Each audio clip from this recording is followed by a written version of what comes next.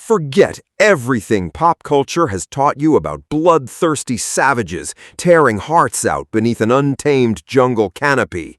In November of 1519, when the first battle-hardened Spanish conquistadors marched over the high volcanic mountain pass between Popocatépetl and Iztaccíhuatl, they froze in absolute, disbelieving wonder.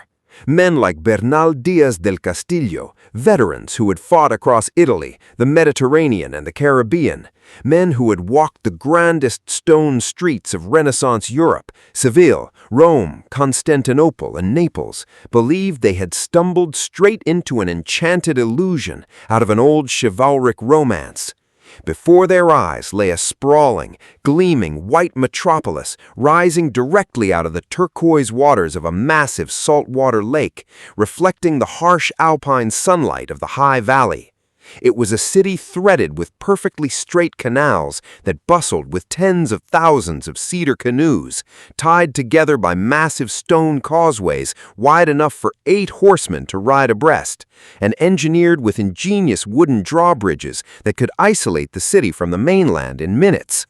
It featured colossal twin aqueducts running from mountain springs miles away, carrying fresh water so pure and abundant that its citizens bathed twice a day, at a time when European monarchs considered immersion in water to be a lethal health hazard.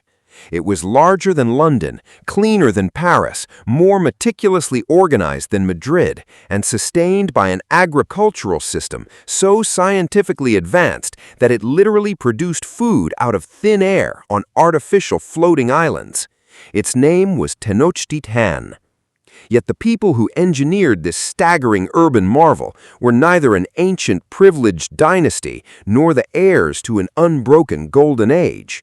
Just 2 short centuries earlier, they were not emperors, philosophers, or master architects. They were starving, despised outcasts, scavengers driven to the very brink of extinction, wandering the arid scrublands and high deserts of Mesoamerica, despised by every civilized nation they encountered, and forced to eat rattlesnakes and marsh flies just to survive another winter. History remembers them today by the blanket term Aztecs, a name popularized centuries later by European historians, derived from their mythic ancestral homeland, Aztlan, the place of white herons. Sometime in the late 12th century, whether driven out by catastrophic, multi-decade mega-droughts that desiccated the northern frontiers, or violently displaced by brutal intertribal warfare, a small band of 7 kindred clans packed their few woven belongings, strapped their ancestral relics to their backs, and began an arduous, multi-generational exodus southward. They possessed no horses, no draft animals, no wheeled carts, and no metal tools.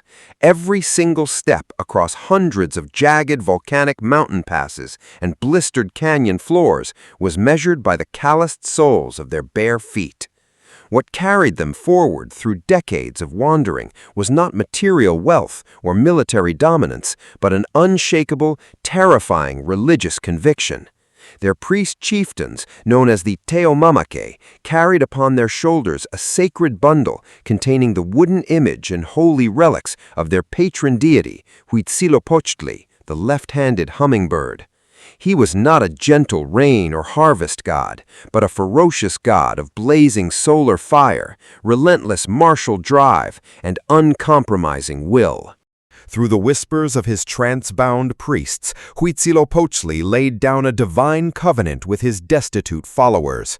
He promised that if they endured every hardship, honed their bodies for war, and preserved their sacred rites, he would lead them to a promised land where they would rule over all 4 quarters of the earth.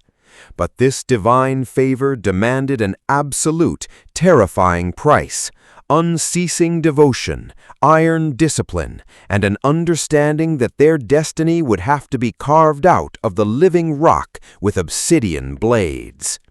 By the mid-13th century, after nearly 200 years of wandering as nomadic Chichimeca, a term used by urban Mesoamericans that combined connotations of rugged survival with raw, uncivilized savagery, This ragged, dust-caked band finally reached the mountain rim of the Basin of Mexico. Looking down from the forested passes, they saw a high-altitude paradise situated over 7,000 feet above sea level, dominated by a magnificent system of 5 interconnected shallow lakes: Zumpango, Xaltocan, Texcoco, Xochimilco, and Chalco. The valley floor was lush, fertile, and teeming with life, but the Mexica were dangerously late to the stage of history. The Valley of Anahuac was not an open wilderness waiting for pioneers. It was already a densely populated, fiercely competitive chessboard of more than 50 sovereign city-states, each boasting centuries of refined artistic traditions, monumental stone architecture, and noble lineages tracing back to the legendary Toltec Empire, the fallen cultural titan of central Mexico. Grand fortified cities like Culhuacan on the southern shores, Azcapotzalco to the west, and Texcoco to the east maintained a delicate, cutthroat balance of power. To these aristocratic, cultured kingdoms, the newly arrived Mexica were an intolerable nuisance. They were viewed as dirty, landless squatters who spoke an uncouth, archaic dialect of the Nahuatl tongue, possessed no aristocratic pedigree, and worshipped a savage god whose demands unnerved even the most hardened valley warlords. Wherever the Mexica attempted to put down roots, the established valley kings drove them away with volleys of atlat darts and obsidian-edged clubs. Pushed from pillar to post, the Mexica eventually sought refuge on a rocky, scrub-covered hill jutting out on the western shore of the Great Lake, known as Chapultepec, or the Grasshopper Hill. The surrounding city-states deliberately permitted the refugees to settle there, fully expecting that the harsh, barren rock, the swarms of venomous vipers, and the biting mountain winds would naturally eradicate them. To the shock of their neighbors, the Mexica did not starve. They trapped and roasted the rattlesnakes, treating the venomous serpents as a culinary delicacy, drank from the cool mountain runoff springs, cleared the brush, and began to multiply. As the Mexica fortified Chapultepec, their reputation as ferocious, fearless brawlers began to send tremors of unease through the established kingdoms. The local rulers realized that this desperate tribe was not merely surviving, they were transforming into a hardened, highly disciplined military threat perched right on their doorsteps. Around the year 1299, a grand coalition of neighboring city-states, led by the king of Azcapotzalco and the lords of Culhuacan, decided to settle the Mexica question permanently. In a coordinated dawn assault, overwhelming armies swept up the slopes of Chapultepec, crushing the outer defenses and unleashing an indiscriminate slaughter. The Mexica settlement was burned to ash. Their primary leader, Huitzilihuitl the Elder, was captured and ritually executed along with his daughters, and the shattered remnants of the tribe were dragged away in ropes to be divided as landless, humiliated serfs. If you appreciate deep, uncompromising historical storytelling that cuts through mythology and colonial bias to reveal the raw, unvarnished truth of how human empires are forged from sheer catastrophe, take a brief moment right now to subscribe to this channel and turn on all notifications. We are unfolding the entire epic saga of the Mexica world across 10 deeply researched feature-length chapters, charting their rise from starving refugees to the masters of Mesoamerica. And you will not want to miss the intense chapters that follow. The survivors of the Chapultepec massacre were marched in chains to the kingdom of Culhuacan, where King Achitometl treated them not as worthy rivals, but as miserable, subhuman spoils of war. Desperate to find a way to preserve their cultural identity and secure even the smallest plot of land for their families, the Mexica elders bowed low before the royal court and offered the only currency they possessed, their unmatched, terrifying capacity for organized violence. The Mexica were natural-born shock troops, hardened by centuries of desert survival, and King Achitometl recognized their potential utility as disposable mercenaries in his ongoing bloody war against the neighboring kingdom of Xochimilco. The king granted them permission to settle in a desolate, sun-scorched wasteland known as Tizaparn, a barren expanse of jagged volcanic lava beds infested with deadly pit vipers completely devoid of arable topsoil or timber. King Achitometl was confident that the harsh volcanic environment would break what remained of their spirit, but the Mexica adapted with astonishing speed. They pulverized the volcanic rock to build crude stone huts, harvested the snakes for sustenance, and meticulously trained their young men in the arts of close-quarters combat. When the Culhua military launched their campaign against the entrenched fortifications of Xochimilco, they placed the Mexica mercenaries on the front lines, fully expecting them to absorb the brunt of the enemy's assault and perish. Instead, the Mexica unleashed a display of savagery and tactical discipline that stunned the entire valley. Armed with wooden shields, hardened leather armor, and obsidian-studded macuaitl swords, the Mexica lines did not bend. They fought with a manic, rhythmic ferocity, completely breaking the enemy formations. When the battle concluded and the king of Culhuacan assembled his forces to take count of the victory, he demanded proof of their valor, expecting the Mexica to present a handful of captured enemy soldiers for sacrifice. The Mexica war captain stepped forward, untied several large woven reed sacks, and dumped thousands of severed human ears directly at the feet of the horrified monarch, having methodically cut an ear from every fallen Xochimilco warrior to prove the exact body count without slowing their tactical advance. Deeply unnerved by this chilling demonstration of ruthless efficiency, King Achitometl realized that keeping the Mexica as downtrodden serfs was far too dangerous. They had to be assimilated into the diplomatic fabric of the valley. For their part, the Mexica desperately desired legitimacy. In Mesoamerican political philosophy, absolute authority flowed exclusively from the legendary Toltec royal bloodline, of which the rulers of Culhuacan were the direct living descendants.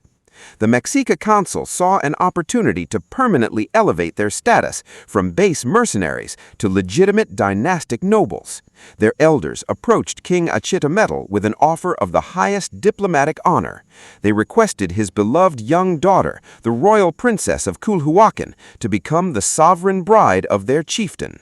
The Mexica promised that she would not simply be treated as a political wife, but would be elevated to the highest possible spiritual status. She would be venerated and worshipped as a living, immortal goddess by the entire Mexica nation. Flattered by what he perceived to be a crowning diplomatic conquest that would bind these fearsome warriors to his crown forever, King Achitometl agreed. He sent his daughter across the lake, accompanied by a massive retinue carrying gold jewelry, fine feathered cloaks, and royal dowries. Several days later, the king was formally invited to the Mexica settlement at Tizapan to attend a midnight banquet and witness the sacred religious ceremony marking his daughter's divine elevation. When the king arrived with his royal nobles, the settlement was wrapped in pitch-black darkness, illuminated only by scattered braziers and thick, choking clouds of burning copal incense that drifted through the temple courtyard. King Achitometl was led by silent priests into the inner sanctum of the stone shrine to make an offering to his deified daughter. Clutching a burning pine torch in his hand, the king peered through the dense, fragrant smoke toward the altar, searching for the face of his child. What the torchlight revealed sent him into a state of paralyzed, screaming horror. Standing before the sacred hearth was a Mexica high priest, bathed in ceremonial blood, dancing slowly to the rhythmic thump of a hollow log drum, while wearing the freshly flayed, still warm skin of the young princess draped completely over his own body. To the modern mind, and to the terrified king of Culhuacan, this act was a display of monstrous, incomprehensible sadism. But to the Mexica priesthood, it was the absolute highest manifestation of sacred devotion. In their deep theological worldview, the gods did not demand human life out of cruelty. The cosmos itself was a fragile, dying machine that required the vital essence of life, human blood and energy, to prevent the sun from failing and the earth from collapsing into darkness. To deify a mortal human being meant transforming them into an Ixiptla, a living physical vessel of the deity. The princess had been ritually sacrificed, and by draping her flayed skin over the body of a high priest, she had been mystically transfigured into Tochi, the great mother of the gods, and the fierce spirit of the earth. To the Mexica, they had fulfilled their solemn promise in the most literal, sacred way possible. They had granted the princess eternal, divine life. To King Achitometl, it was an unforgivable, blood-curdling desecration. Stumbling out of the smoke-filled temple in an agonizing rage, the king summoned his royal guard and ordered the absolute total extermination of every Mexica man, woman, and child. The entire military might of Culhuacan, backed by allied city-states, mobilized within hours to wipe Tizapan off the face of the earth. Vastly outnumbered and caught completely off guard, the Mexica did not attempt to stand and fight. Grabbing whatever children and sacred relics they could carry, they fled into the night toward the western shoreline of Lake Texcoco. With the Culhua vanguard close behind them, raining obsidian arrows and throwing spears into their retreating ranks, the Mexica plunged straight into the deep, muddy waters of the lake. They lashed together shields, cattail reeds, and bundles of rushes to keep their infants and the sacred bundle of Huitzilopochtli afloat, paddling desperately with their bare hands through the dark, icy waters while the war horns of their pursuers echoed along the shores. They swam and waded for miles through brackish water, tangled water lilies, and treacherous mudflats until they reached a miserable, isolated cluster of marshy islets near the western center of the lake, a god-forsaken patch of swampland that was completely unclaimed by any of the surrounding kingdoms because it possessed no arable soil, no fresh water, no building stone, and no timber. It was a desolate, mosquito-infested refuge surrounded by salt marshes where the defeated survivors collapsed into the mud, weeping for their lost homes, shivering in the cold morning air, and facing what appeared to be certain slow starvation. It was there, in the early dawn light of the year 1325, as the morning mist lifted from the surface of Lake Texcoco, that the exhausted Mexica priests and elders witnessed the divine revelation that would redefine Mesoamerican history. Standing on a barren limestone rock jutting out of the shallow water was a massive prickly pear nopal cactus, known in Nahuatl as a Tenochtitlan. Perched majestically upon its thorny pads, spreading its enormous wings toward the rising sun, was a colossal golden eagle, tearing apart a serpent with its razor-sharp talons. To the Mexica, this was not merely a striking wildlife sighting, it was the physical fulfillment of the prophecy whispered across 2 centuries of migration. The eagle was the living avatar of Huitzilopochtli, the radiant sun. The cactus grew from the deep heart of the earth, and the rock represented the unshakable foundation of the universe. In the Nahuatl worldview, this exact spot was the axis mundi, the sacred navel of the cosmos, where the underworld, the earthly plane, and the heavens intersected. Standing knee-deep in the cold, brackish marsh, the priests fell to their knees and wept with profound relief. Their long, bloody wandering was over. Here, in the absolute center of a swamp that no king wanted and no civilized society believed could support human life, they would build their sanctuary. They called it Tenochtitlan, the place of the prickly pear cactus on the stone. The physical reality confronting the founding generation of Tenochtitlan was brutally unforgiving. The islet was barely more than a shifting bank of silt and decomposing reeds, vulnerable to catastrophic seasonal flooding and completely cut off from the mainland. The lake water surrounding them was brackish and undrinkable, and the island lacked the basic raw materials required to construct a permanent settlement. There was no granite for foundations, no limestone for plaster, and no hardwood forests for structural beams. But what the Mexica possessed was an extraordinary, relentless capacity for environmental engineering and an unmatched collective work ethic driven by survival. To create dry land where none existed, they pioneered and expanded the ancient Mesoamerican technique of chinampa agriculture on an unprecedented industrial scale. They drove thousands of sturdy willow and juniper posts deep into the muddy lakebed in rectangular grids, then wove flexible reed mats along the perimeter and spent years dredging nutrient-rich mud, rotting vegetation, and aquatic weeds from the lake floor, shoveling it layer by layer into the enclosures until the soil rose several feet above the water level. The roots of the willow trees, known as ahuehuetes, grew straight down into the lakebed, anchoring the artificial islands like massive living pylons. These chinampas, often romanticized as floating gardens, were in reality the most hyper-productive, stationary agricultural systems ever devised in the pre-industrial world. Because the crops had continuous access to subsurface water through capillary action, they were completely immune to the seasonal droughts that regularly devastated mainland farming. A single chinampa could yield up to 4 or 5 separate harvests of corn, beans, squash, amaranth, tomatoes, and chili peppers every single calendar year, creating an artificial food factory that allowed a dense urban population to explode on top of an aquatic environment. At the very center of their muddy island, on the exact spot where the eagle had been seen, the Mexica constructed their first permanent building, a modest, humble shrine made of mud-plastered reeds dedicated to Huitzilopochtli, which would later evolve over 7 concentric construction phases into the colossal, blood-drenched pyramid known as the Hueyteocalli, or the Templo Mayor.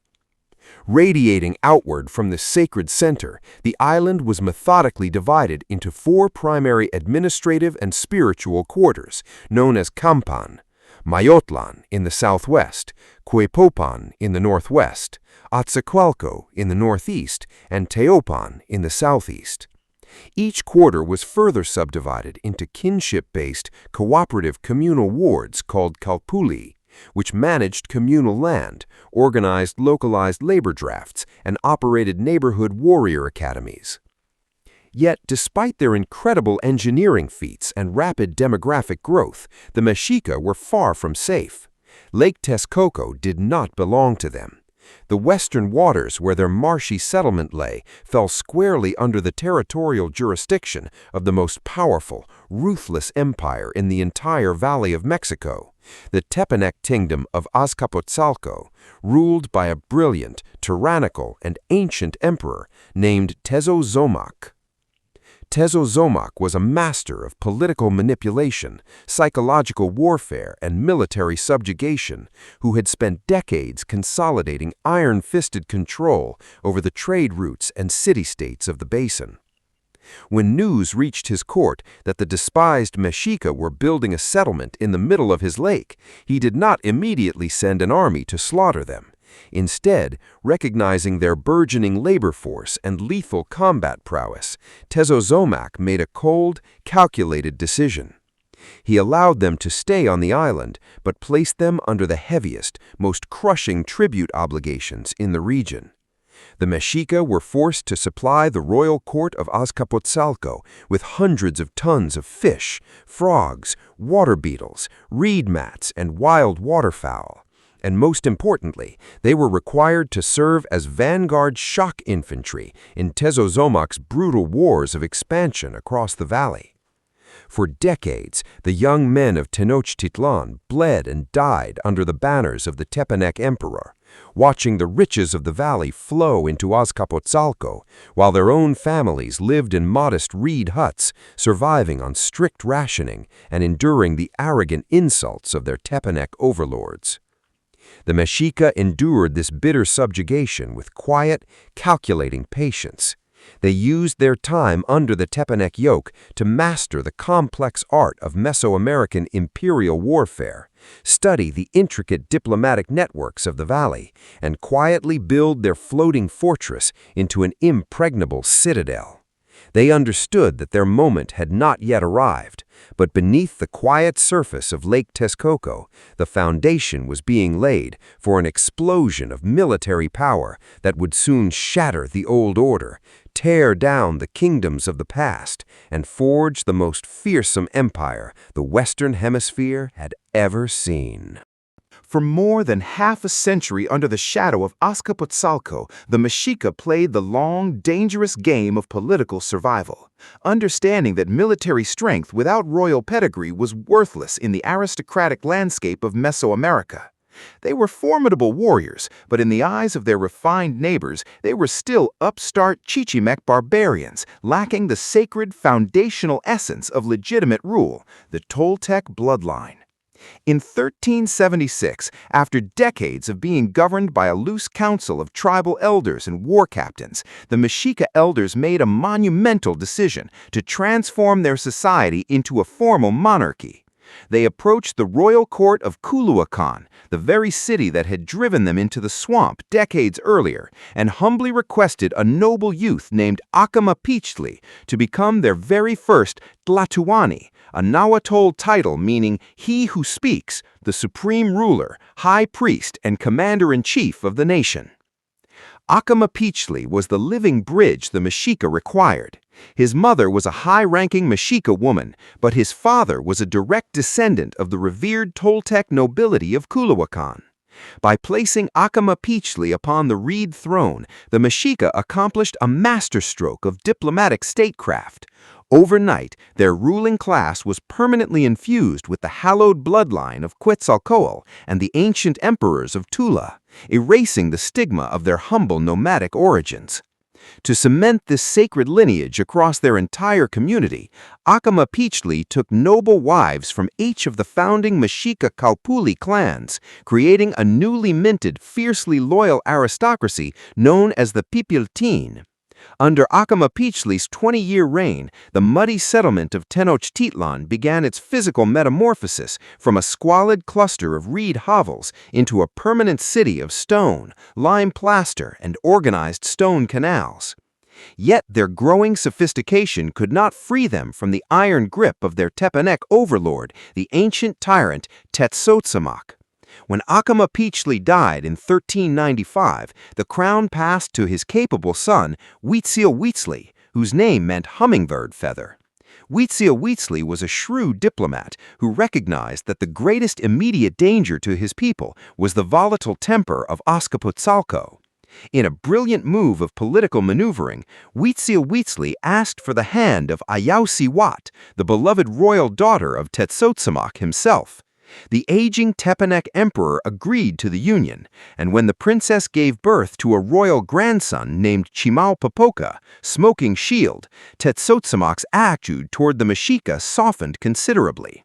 He drastically reduced the crushing tribute taxes on Tenochtitlan, granted the Mexica greater commercial access to mainland markets, and increasingly relied on their battle-tested regiments as the elite spearhead of his imperial campaigns across the basin. For the next 2 decades, Mexica warriors fought relentlessly across the valley, helping Azcapotzalco crush its rivals and secure total hegemony over central Mexico. But this rapid expansion set the stage for a catastrophic geopolitical crisis. Across the eastern waters of the lake lay the kingdom of Aculhuacan, centered on the magnificent cultured city of Texcoco. The Aculhua were the only remaining power capable of challenging Tenochtitlan's supremacy. Around 1418, Tenochtitlan launched an all-out war of annihilation against Texcoco, utilizing Mexica shock troops to storm the eastern shorelines.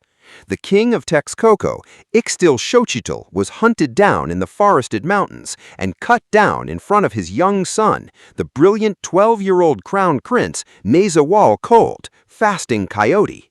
Hidden in the high branches of a sacred tree, the weeping young prince watched his father die, swearing a blood oath of vengeance before disappearing into the rugged eastern highlands as a hunted fugitive. By the early 1420s, the ancient Tezozomoc, rumored to be over 100 years old and so frail that he was carried in a cotton-lined litter and kept warm under piles of feathers, realized his life was coming to an end. When Tezozómoc finally died in 1426, the fragile political architecture of the Valley of Mexico instantly collapsed into chaos. The old emperor had designated his moderate, peaceful son Tlayatzin as his rightful heir, but Tezozómoc had another son, Moctezuma, the cold-blooded, fiercely ambitious ruler of Coyoacán. Moctezuma despised the rising influence of the Mexica and believed his father had grown dangerously soft in his old age. Within months of his father's death, Moctezuma launched a bloody palace coup, poisoning or strangling his brother Tlayatzin in broad daylight and violently seizing the imperial throne of Azcapotzalco. Moctezuma immediately unleashed a reign of terror designed to crush any potential resistance throughout the valley, and his primary target was Tenochtitlan. The young Mexica king, Chimalpopoca, had openly supported his uncle Tlayatzin during the succession dispute. Moctezuma viewed this as treason. In a series of provocative, calculated insults, Moctezuma barred Mexica merchants from mainland markets, dramatically tripled the tribute demands on Tenochtitlan, and cut off the supply of fresh water and raw building materials to the island. When Chimalpopoca attempted to negotiate, Moctezuma sent assassins to Tenochtitlan or had the young Tlatoani dragged to Azcapotzalco in chains, where he was either brutally executed in a wooden cage or driven to hang himself in despair. The murder of Chimalpopoca plunged Tenochtitlan into absolute panic. Tepanec war fleets prowled the lake, blockading the island and threatening to exterminate the entire Mexica population down to the last child.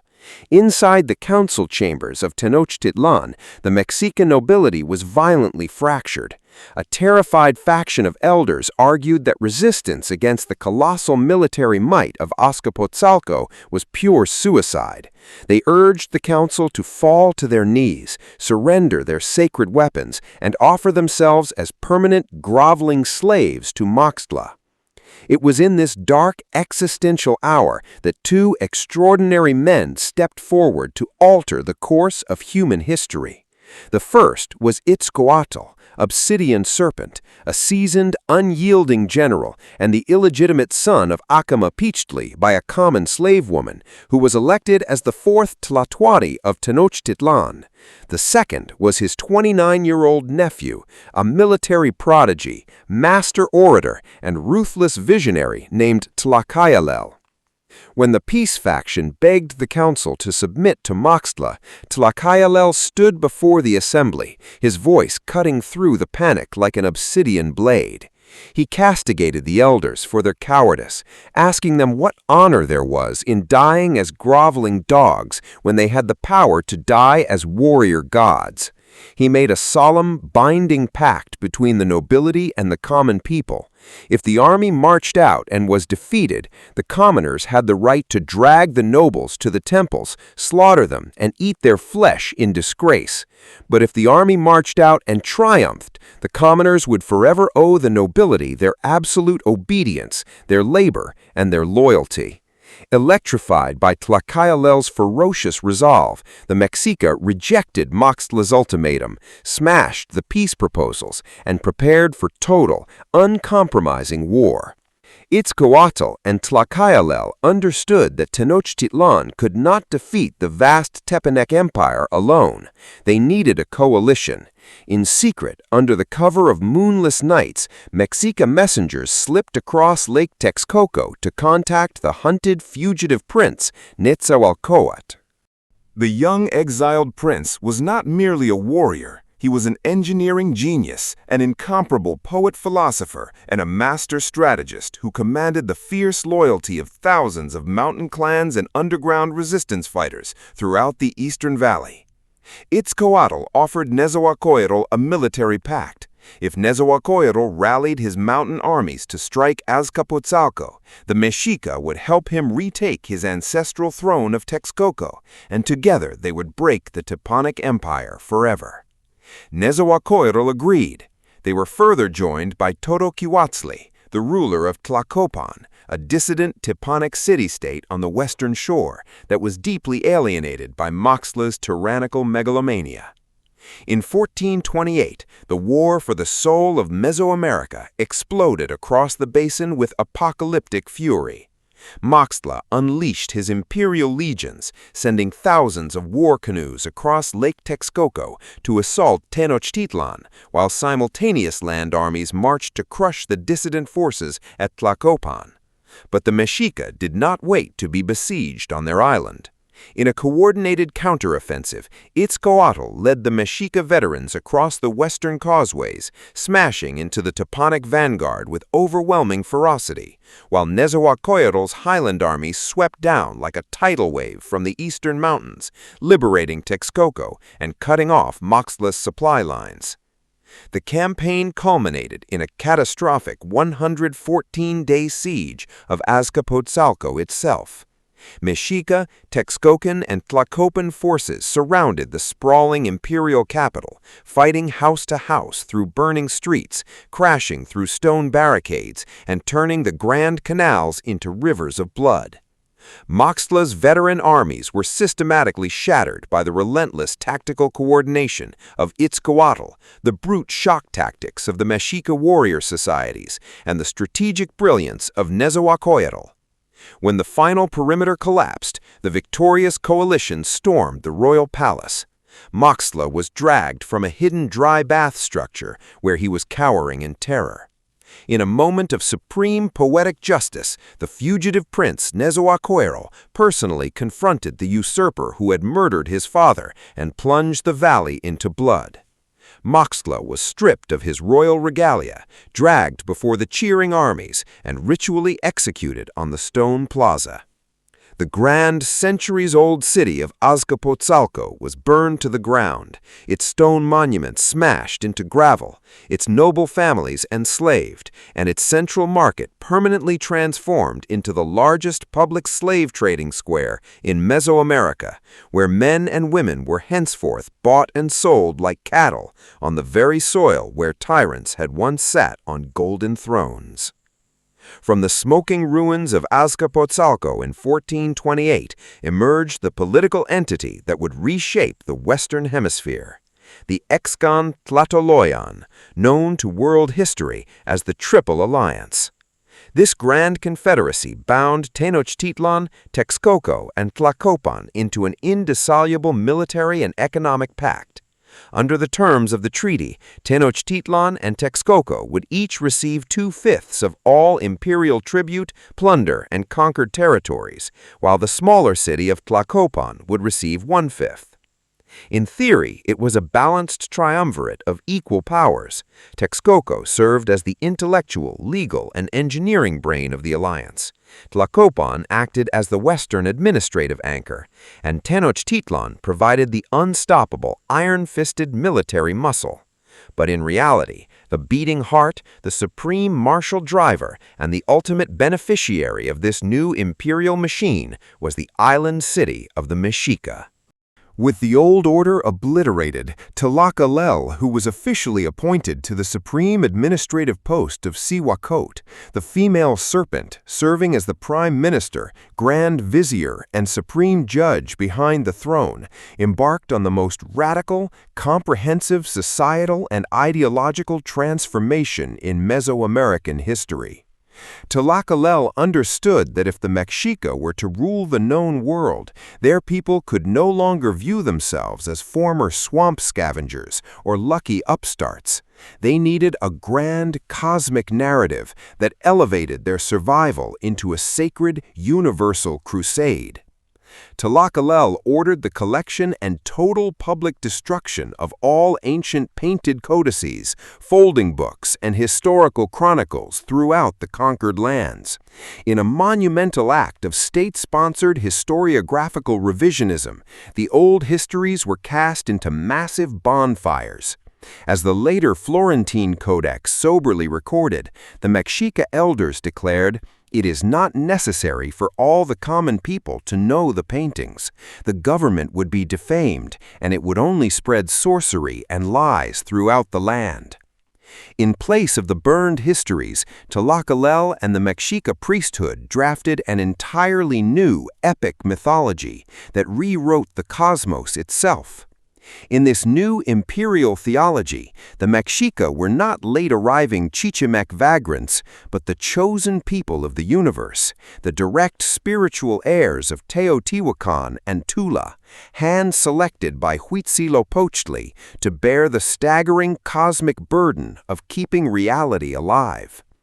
According to this revitalized worldview, the universe had already passed through 4 previous cosmic ages, or suns, each ending in a cataclysmic, apocalyptic extinction of humanity. The sun of Earth, destroyed by giants, the sun of air, destroyed by hurricanes, the sun of fire, destroyed by rain of lava, and the sun of water, destroyed by a colossal deluge. The world was currently living in the 5th sun, Nawi Oyin, the sun of movement, a fragile, trembling epoch that was cosmologically fated to end in a massive, earth-shattering cataclysm where the sun would fall from the sky and celestial star demons, the Tsitsimime, would descend from the darkness to devour humanity whole. The only thing preventing this inevitable cosmic apocalypse was the daily rising of Huitzilopochtli, the blazing sun, who engaged in a mortal life-or-death battle every single night against the moon goddess Coyolxauhqui and the 400 stars of the southern sky, the Tsensan Huitznawa. But the sun was a living, bleeding entity that grew exhausted, weak, and cold as it dragged itself across the sky. To maintain the strength required to banish the cosmic darkness, Huitzilopochtli could not be fed on mere maize, water, or animal offerings. He required the most potent, concentrated life force in existence, Chalchihuatl, the precious water, the still beating hearts and living blood of human warriors. Under Tlaxcala's theological revolution, human sacrifice ceased to be merely an ancient localized fertility rite. It was elevated into a moral imperative of universal cosmic survival. The Mexica did not conquer nations out of simple imperial greed.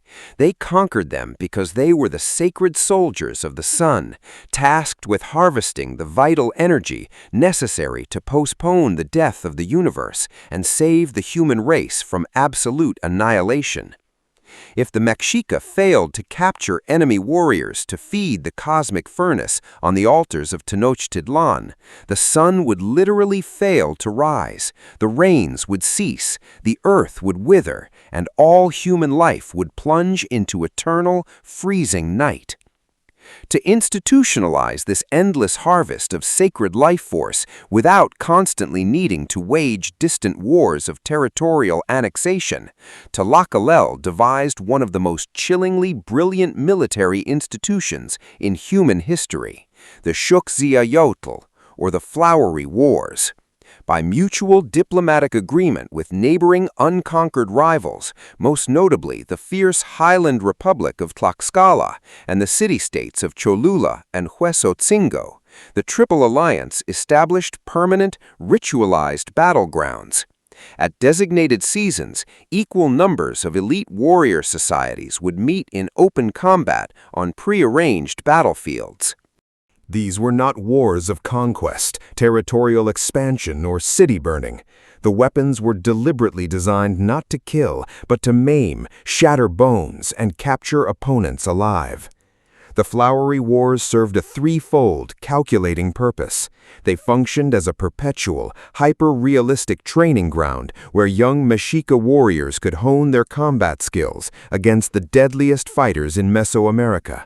They served as a constant, reliable supply line of the highest quality, most courageous aristocratic captives to be sacrificed upon the summits of the pyramids, and they operated as a terrifying, live-fire demonstration of Mexica military supremacy designed to psychologically paralyze any tributary province that might ever contemplate rebellion against the throne of Tenochtitlan. With this unyielding ideological engine running, the Mexica restructured their entire domestic society into a hyper-militarized, Spartan-like hierarchy engineered for total imperial expansion. Every male child born in Tenochtitlan, from the son of the lowest farmer to the direct heirs of the Tlatoani, was dedicated at birth to the war god. At the age of 15, every young boy was sent to one of two rigorous state-run residential academies. Common boys attended the Tlaxcala, where they were drilled in brutal physical conditioning, civil engineering, weapon handling, and the relentless discipline of the spear line, while noble youths attended the Calmecac, an austere monastic academy where they studied esoteric astrology, statecraft, codex painting, theological philosophy, and elite military strategy under the harsh, uncompromising discipline of high priests. In the Mexica meritocracy, social mobility was tied directly and exclusively to the battlefield. A commoner, a Masewali, could rise through the ranks to achieve immense wealth, land grants, fine cotton robes, and aristocratic titles, but only by stepping onto the front lines and dragging back live, captured enemy warriors for sacrifice. A warrior who captured 4 enemy soldiers was elevated to the prestigious status of a tequiwa, earning the right to wear the coveted feather headdresses and drink sacred cacao. Those who captured even more were initiated into the legendary elite military orders that struck terror across the continent. The Cuauhpipiltin, the Eagle Warriors, masters of lightning assault, who wore wooden helmets shaped like open raptor beaks, and the Ocelopipiltin, the Jaguar Warriors, masters of night ambushes and close-quarter slaughter, clad from head to toe in the spotted pelts of apex predators. By the time Itzcoatl passed away in 1440, the transformation was total. In the span of a single generation, Tenochtitlan had evolved from a terrified, tributary vassal city trapped in a marsh into the undisputed ideological and military master of central Mexico. The old Chichimec outcasts had vanished, replaced by an unstoppable imperial machine, fueled by religious fanaticism, flawless engineering, and an iron will to conquer. As the Mexica Council assembled in the smoky halls of the imperial palace to elect their next Tlatoani, they chose a man whose very name meant he who shows anger like a lord, a battle-hardened conqueror whose 30-year reign would march the armies of the sun out of the Valley of Mexico and unleash a torrent of conquest that would push the borders of the empire all the way to the roaring shores of the Pacific and Atlantic Oceans. Moctezuma I. When Moctezuma I, known to his people as Moctezuma Ilhuicamina, the archer who shoots an arrow into the sky, ascended the reed throne in 1440, the geopolitical landscape of central Mexico was poised on a knife's edge. Standing beside him was the undisputed architect of the Mexica state, the Cihuacoatl Tlaxcala, whose ideological machine had transformed a band of lake dwellers into a hyper-militarized society convinced of its own divine destiny.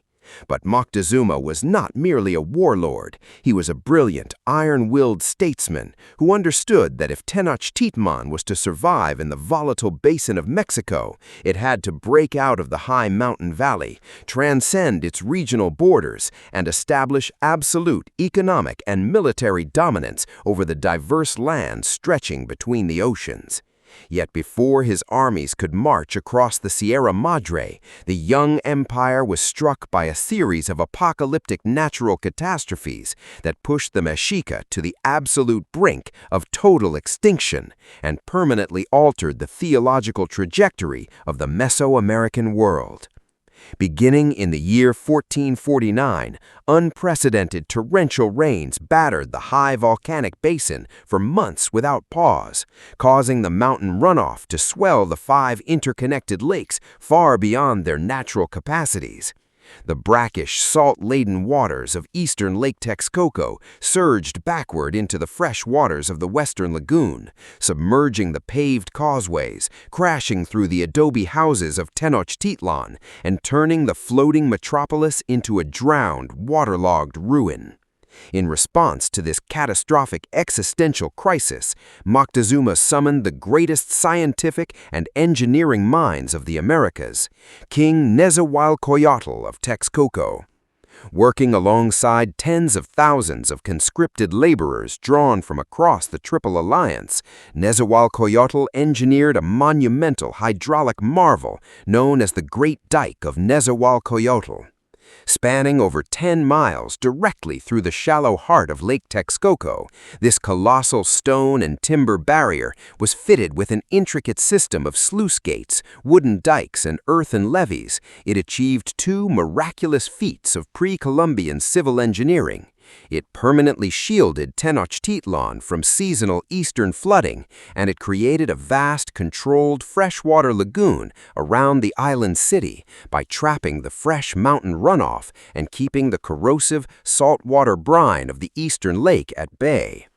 Simultaneously, Nezahualcoyotl engineered the Chapultepec aqueduct, a massive twin conduit pipeline crafted from stone and mortared masonry that transported millions of gallons of crystal-clear spring water across the lake floor directly into the public fountains, royal palaces, and private residences of Tenochtitlan, allowing one pipe to be continuously cleaned and maintained while the other flowed uninterrupted. Yet no sooner had the Mexica engineered themselves out of the Great Flood than the universe delivered a blow so devastating that it nearly broke the collective sanity of the empire. In the year 1450, an unnatural, paralyzing cold settled over the Valley of Mexico. Severe alpine frosts struck the valley floor in the height of the growing season, freezing the green maize stalks solid. Unseasonal blizzards coated the high valley in thick sheets of snow, and massive swarms of locusts devoured whatever vegetation managed to survive the ice. This was followed by 4 consecutive years of brutal, merciless drought, an apocalyptic period recorded with trembling dread in the native codices as Se Toctli, the year one rabbit. By 1454, the imperial granaries were completely empty, the lake vegetation had withered, and the high-altitude air was thick with the stench of death. Common citizens collapsed in the dust of the plazas. Families scavenged for wild roots, rodents, and bitter pond scum, and desperate parents weeping in the marketplace of Tlatelolco were forced to sell their own beloved sons and daughters into perpetual slavery to the coastal Totonac merchants in exchange for a few bundles of maize and grain. To the Mexica mind, this multi-year nightmare was not merely an ecological disaster caused by weather patterns, it was a catastrophic cosmological judgment. The high priests and elders believed with absolute terror that the fifth sun was dying of starvation. The cosmos had grown weak, the solar engine was grinding to a halt, and Huitzilopochtli was withdrawing his radiant warmth because the people had failed to provide him with sufficient nourishment. In the deep esoteric logic of Tlaxcala and Moctezuma, the drought was a divine ultimatum. If the empire did not dramatically escalate the flow of living blood to the altars of the gods, the sun would permanently fail to rise, and humanity would be devoured by the star demons of the eternal void. The Mexica response was sweeping, ruthless, and terrifying. The sacred pact of the flowery wars with Tlaxcala and Huexotzingo was intensified to a fever pitch, transforming the ritualized combat zones into perpetual harvesting grounds for high-born warrior captives whose hearts were cut out upon the pyramid summits to feed the gasping sun. When the rains finally returned in late 1454, bringing lush green shoots to the valley floor and breaking the 5-year curse of famine, the Mexica did not breathe a sigh of relief and return to normal life. They interpreted the earth's survival as absolute, undeniable proof of their blood covenant with the gods. The sun had lived because blood had flowed. Moctezuma and Tlaxcala resolved that Tenochtitlan would never again be held hostage by the fickle agricultural cycles of the High Valley. The empire had to conquer the fertile tropical low-altitude coastal plains where frosts never fell and crops flourished year-round. Moctezuma's mobilized the Triple Alliance on a scale never before witnessed in Mesoamerica, launching a multi-front campaign of imperial expansion that pushed past the snow-capped volcanic ridges and plunged deep into the lush, humid river valleys of the Gulf Coast, the dense jungles of Oaxaca, and the mist-shrouded highlands of the Sierra Madre. The logistics of these imperial campaigns were staggering. Mesoamerica had no horses, no oxen, and no draft animals, which meant that every single weapon, obsidian blade, cotton-padded armor suit, and measure of toasted maize flour had to be transported across hundreds of miles of treacherous mountain terrain on the backs of professional human porters known as tlameme. Walking in single file behind the vanguard warrior societies, each tlameme carried a 50-pound cargo pack strapped to their forehead with a leather tumbline, marching 20 miles a day across rugged cliffs and sun-baked canyons. Preceding the imperial legions were the Pochteca, a secretive elite guild of long-distance hereditary merchant spies. Disguised as humble traders traveling with caravans of salt, obsidian knives, and woven textiles, the Pochteca crossed deep into foreign territories, quietly mapping mountain passes, assessing the strength of defensive palisades, gauging the morale of local garrisons, and identifying political fault lines among rival noble houses. When a foreign ruler insulted or executed a Pochteca caravan, it provided the Triple Alliance with the perfect legal casus belli to unleash total war. Moctezuma's legions struck out toward the Gulf of Mexico, marching into the rich coastal domains of the Aztec and Tepanec peoples in modern-day Veracruz. City after city fell before the coordinated shock tactics of the Triple Alliance, culminated by the dramatic siege and destruction of the wealthy coastal metropolis of Zempoala. Simultaneously, Mexica armies marched south into the jagged mountains of Oaxaca, laying siege to the fierce Mixtec kingdom of Cuixtlahuaca, ruled by the proud monarch Zawindanda, remembered in Nahuatl chronicles as Lord Atonal. When Lord Atonal refused to submit to the demands of Tenochtitlan and executed the imperial ambassadors, Moctezuma's veteran shock troops stormed the mountain fortress in a furious, bloody assault. The Mixtec defenses were annihilated. Lord Atonal was captured and ritually strangled before his shattered palace, and the entire royal treasury, overflowing with magnificent, intricately carved jadeite pendants, turquoise mosaic masks, hammered gold pectorals, and precious pearls, was loaded onto thousands of carrier lines and marched back to the High Valley. The conquest of these diverse ecological zones completely transformed the economy and physical culture of Tenochtitlan. Through the gates of the floating city flowed an endless, staggering river of tribute, recorded in meticulous detail within the imperial registers of the Codex Mendoza. Every 80 days or 6 months, conquered provinces were legally mandated to deliver thousands of woven cotton cloaks, magnificent feathered war suits dyed in brilliant vermilion and turquoise, baskets of iridescent quetzal bird plumes, jars of wild mountain honey, sacks of raw cacao beans that served as the universal hard currency of Mesoamerica, barrels of liquid amber, bundles of vanilla pods, and millions of pounds of dried maize, beans, and chia seed. The wealth was so astronomical that the material culture of Tenochtitlan split wide open, requiring Moctezuma to codify a strict, comprehensive set of sumptuary laws to regulate social hierarchy. Under these legal decrees, commoners were forbidden from wearing cotton garments, which were reserved exclusively for the nobility and decorated veterans. Commoners were required to wear rough garments woven from coarse maguey fiber, could not wear sandals in the royal palaces, and were forbidden from building multi-story homes or adorning their bodies with gold, jade, or lip plugs under penalty of immediate public execution. By the time Moctezuma I died in 1469, after a glorious 29-year reign, he had transformed the Triple Alliance from a regional valley power into the undisputed hegemon of central Mexico, stretching from the high central plateau down to the warm waters of the Gulf of Mexico.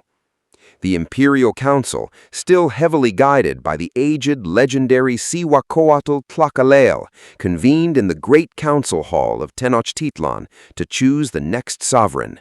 They passed the reed crown to Moctezuma's young 19-year-old grandson, Axayacatl, the Waterface. Axayacatl was reckless, fiercely ambitious, and eager to prove that his youthful martial valor matched the legendary exploits of his grandfather. He immediately launched campaigns to solidify control over the Central Plateau, crushing the rebellious Otomi tribes of the Toluca Valley, before turning his eyes directly across the narrow urban canal that separated Tenochtitlan from its twin commercial sister city on the northern half of the island, the hyper-wealthy merchant hub of Tlatelolco. Tlatelolco had been founded around the same time as Tenochtitlan by a rival faction of Mexica, but while Tenochtitlan had dedicated its soul to military conquest and imperial statecraft, Tlatelolco had evolved into the supreme commercial emporium of Mesoamerica. Its central market square, paved in smooth white plaster, operated daily with over 60,000 buyers and sellers, trading everything from live jaguars, copper axes and golden ornaments to tobacco, medicinal herbs and edible lake algae, all under the strict supervision of market magistrates who immediately executed anyone caught using false weights or stealing. In 1473, tensions between the two sister cities exploded into open hostility when the ambitious king of Tlatelolco, Moquihuix, who was married to Axayatl's sister, whom he openly neglected and abused, began constructing defensive fortifications, insulting Mexica emissaries, and plotting an armed coup to supplant Tenochtitlan as the supreme master of the lake. Axayatl moved with lightning speed and cold, uncompromising brutality. Mobilizing the veteran warrior orders of Tenochtitlan, he launched an amphibious nighttime assault across the dividing canal, storming the barricades of Tlatelolco and driving the defending forces through the narrow residential streets in a furious house-to-house bloodbath. The Tlatelolco warriors made their final desperate stand on the high stone terrace of their great central pyramid. Axayatl personally led the charge up the blood-slicked temple stairs, cutting down the royal guards, cornering King Moquihuix at the very summit before the shrine, and hurling the defeated monarch over the steep edge of the pyramid to smash upon the stone plaza below. With the fall of Tlatelolco, Axayatl permanently annexed the merchant city into Tenochtitlan, abolishing its sovereign royal dynasty and replacing its government with an imperial Mexica military governor. The colossal wealth, commercial networks, and spy rings of the Tlatelolca Pochteca were fully absorbed into the imperial war chest of Tenochtitlan, turning the island into a single, unified, colossal megalopolis that dominated the high lake. Flushed with absolute confidence and believing his armies to be invincible under the divine favor of Huitzilopochtli, the young Axayatl turned his ambitious gaze westward towards the rugged, pine-forested mountains of Michoacán, preparing to lead his legions into a catastrophic military collision against an enigmatic, deeply entrenched rival power that would shatter the Mexica illusion of total supremacy. The fierce, metal-wielding Tarascan Empire of the Purépecha. Flushed with the absolute, intoxicating conviction of their own invincibility, Axayacatl and the Imperial High Command turned their eyes westward in the late 1470s towards the dense, pine-covered mountain ranges of Michoacán. Beyond those jagged volcanic peaks lay the Purépecha Empire, known to the Mexica as the Tarascans, centered around the sacred waters of Lake Pátzcuaro and ruled from the royal capital of Tzintzuntzan, the place of hummingbirds. The Purépecha were not an ordinary fractured collection of city-states waiting to be overwhelmed by the Triple Alliance. They were a completely foreign, tightly centralized, and linguistically distinct superpower that worshipped their own supreme solar and fire deity, Curicaueri. Unlike the Stone Age civilizations of the Central Valley, the Purépecha were the undisputed masters of metallurgy in Mesoamerica. They possessed advanced bronze and copper weaponry, forging deadly copper-tipped battle axes, metal pikes, and armor-piercing projectile tips that could slice clean through the quilted cotton armor of Mexica warriors.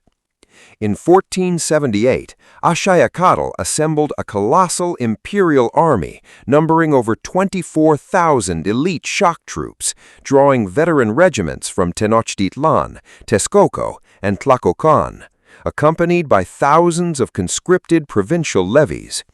The grand host marched over the western mountains and descended with thunderous war cries into the Tarascan frontier city of Tlaxcala, burning the local border settlements and slaughtering the local garrisons. But the Mexica had walked straight into a meticulously prepared strategic trap. As the Triple Alliance legions pushed deeper into the pine forests, they were suddenly confronted by a massive, disciplined Purepecha army of over 40,000 warriors, commanded directly by the Tarascan king, the Casonci. The Purepecha did not break under the initial Mexica charge. Instead, their massed archers unleashed a black cloud of bronze-tipped arrows that shattered the advancing ranks, while elite Tarascan heavy infantry, wielding copper axes, slammed into the Mexica flanks with devastating mechanical fury.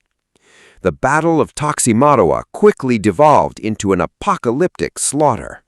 For an entire day, the two greatest military empires of North America engaged in a vicious hand-to-hand bloodbath in the mountain mud.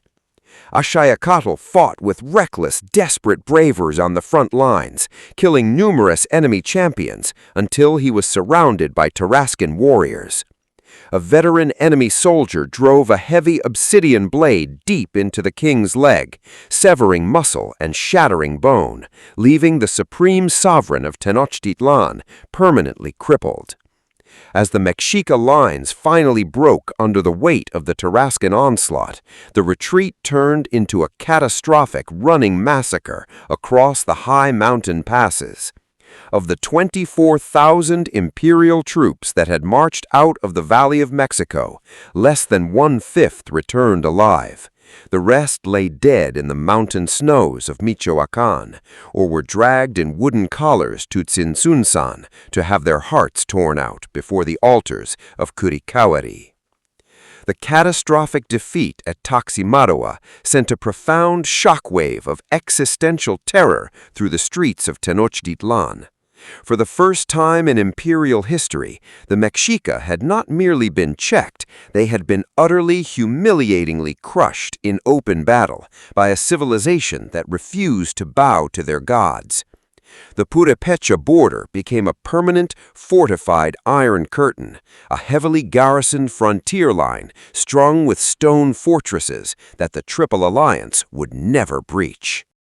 To heal the shattered collective psyche of his people and reassert the cosmic favor of the gods, the crippled Axayacatl dedicated the remaining years of his life to monumental civil and religious propaganda. He commissioned the carving of the colossal sunstone, the famous 24-ton basalt monolith known today as the Aztec calendar stone, depicting the terrifying face of the solar deity at the center of the four cosmic ages, reminding the Mexica that their sacred duty to keep the cosmos alive through holy warfare remained absolute, despite their earthly defeats. When Axayacatl succumbed to his battle wounds and declining health in 1481 at the barely age of 30, the royal council faced a severe leadership crisis. Desperate for stability, they passed the crown to Axayacatl's older brother, Tizoc, whose name meant "he who does penance with chalk." Tizoc was a brooding, monastic, and physically frail prince who lacked the martial charisma and battlefield genius of his predecessors. To validate his ascension, Mesoamerican customs strictly demanded that a new Tlatoani lead a mandatory coronation campaign to capture enemy warriors for sacrifice at his formal crowning. Tizoc led the imperial army against the rebellious Otomi kingdom of Tenochtitlan in the rugged northern mountains, but the campaign was an unmitigated disaster. The imperial forces were repelled, suffering hundreds of casualties and managing to capture only 40 miserable prisoners. Tizoc's humiliating military incompetence and apparent cowardice terrified the Mexica warrior aristocracy. In a society where the king was the living representative of the war god on earth, a weak monarch threatened to bring down the cosmic wrath of the heavens and invite massive, synchronized rebellions across the conquered provinces. Although Tizoc attempted to project imperial grandeur by commissioning the famous Stone of Tizoc, a monumental circular sacrificial altar carved with scenes depicting him conquering rival cities, the nobility viewed his reign as an intolerable embarrassment. In 1486, after barely 5 years on the throne, Tizoc died under deeply suspicious, sudden circumstances inside his private palace chambers. While official court records spoke vaguely of a sudden illness, native chronicles and later colonial accounts strongly indicate that the royal high command, led by the Council of Generals and High Priests, quietly poisoned the weak sovereign to save the empire from collapse. If you are fascinated by these deep, unfiltered histories of ancient empires, the brutal realities of pre-Columbian geopolitics, and the extraordinary human sagas that shaped the Americas, take a moment right now to subscribe to the channel and turn on the notification bell. We are meticulously documenting the entire rise and fall of the Mexica civilization across this 10-part documentary series. And by subscribing, you ensure you will not miss a single chapter of this epic historical journey. With the throne vacant and the empire's borders fraying under the threat of open insurrection, the Royal Council wasted no time in electing a leader whose very name was designed to strike terror into the hearts of their enemies: Ahuitzotl, the younger brother of Axayacatl and Tizoc. Named after the mythical amphibious water monster of Lake Texcoco, a terrifying semi-divine beast said to drag unsuspecting travelers down into the watery depths using a human hand at the tip of its long tail, Ahuitzotl was the most ferocious, energetic, and bloodthirsty military conqueror in the entire history of the Americas.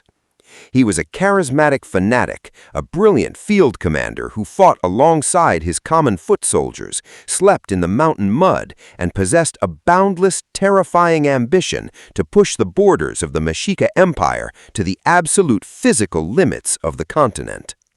Ahuitzotl understood that the first order of business was to wipe away the shame of Tizoc's reign and project an overwhelming, paralyzing display of imperial power that would silence every potential rebel in Mesoamerica. He immediately mobilized the entire economic and labor apparatus of the Triple Alliance to complete the monumental expansion of the Huiteocalli, the great temple of Tenochtitlan, embarking on its massive sixth architectural construction phase. For several years, tens of thousands of stonemasons, plasterers, and enslaved artisans labored day and night, raising the dual pyramid to a staggering height of over 200 feet above the valley floor, topping it with twin shrines painted in brilliant vermilion and sea blue, dedicated to Huitzilopochtli and the ancient rain god Tlaloc. In 1487, Ahuitzotl prepared to unveil the finished Great Temple to the known world in a ceremony designed to be the ultimate, terrifying spectacle of political and spiritual theater. To provide the cosmic fuel for the grand rededication, Ahuitzotl spent months marching imperial armies across the Huasteca and the mountains of Oaxaca, crushing rebellious kingdoms and capturing tens of thousands of enemy warriors.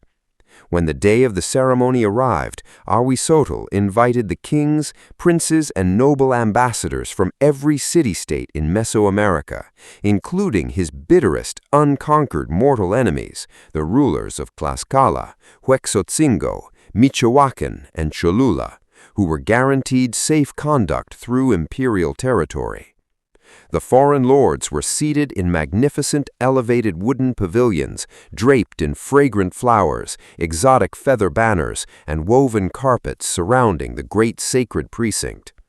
What these foreign kings witnessed over the course of 4 straight days remains one of the most staggering, horrifying spectacles in human history. Stretched out from the base of the Templo Mayor, running down all 4 primary causeways that linked the island to the mainland, were 4 massive, endless single-file lines of bound war captives stretching for miles across the lake waters.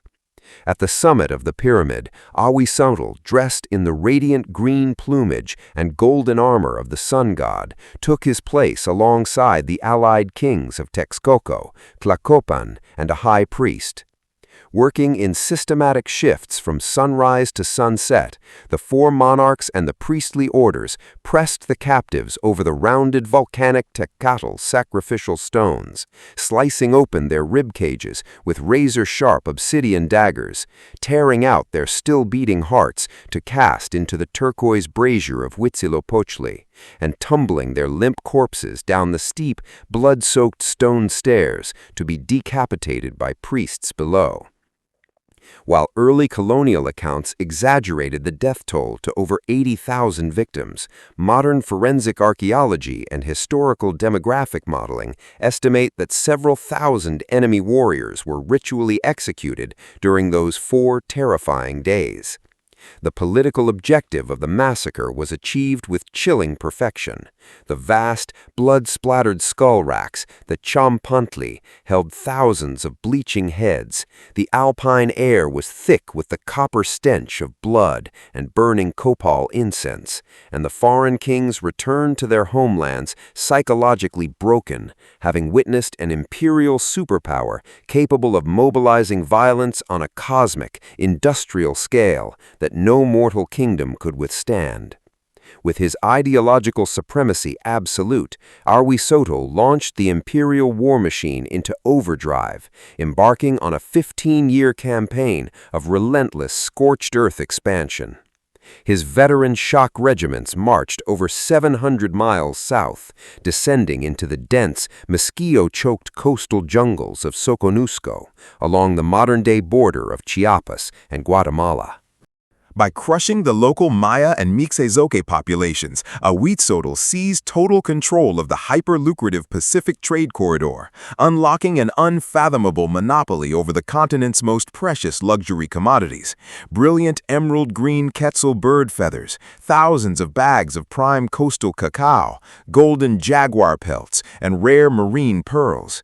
Simultaneously, his armies pushed deep into the rugged western mountains of Guerrero, conquering the Pacific coast down to Acapulco, and completely encircling their hated unconquered rivals in the independent mountain kingdoms of Yopitzingo and Tlaxcala. Yet at the very zenith of his imperial glory, when the name of Huitzilopochtli made kings from the Atlantic to the Pacific tremble with terror, the conqueror's own towering hubris brought about a catastrophic personal disaster.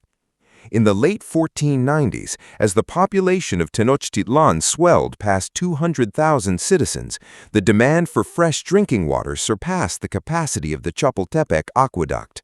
Huitzilopochtli resolved to construct a colossal new stone aqueduct that would divert the massive torrential spring waters of Aquehuitzotl, located in the neighboring mainland kingdom of Coyoacán, directly across the lake into the heart of the island city.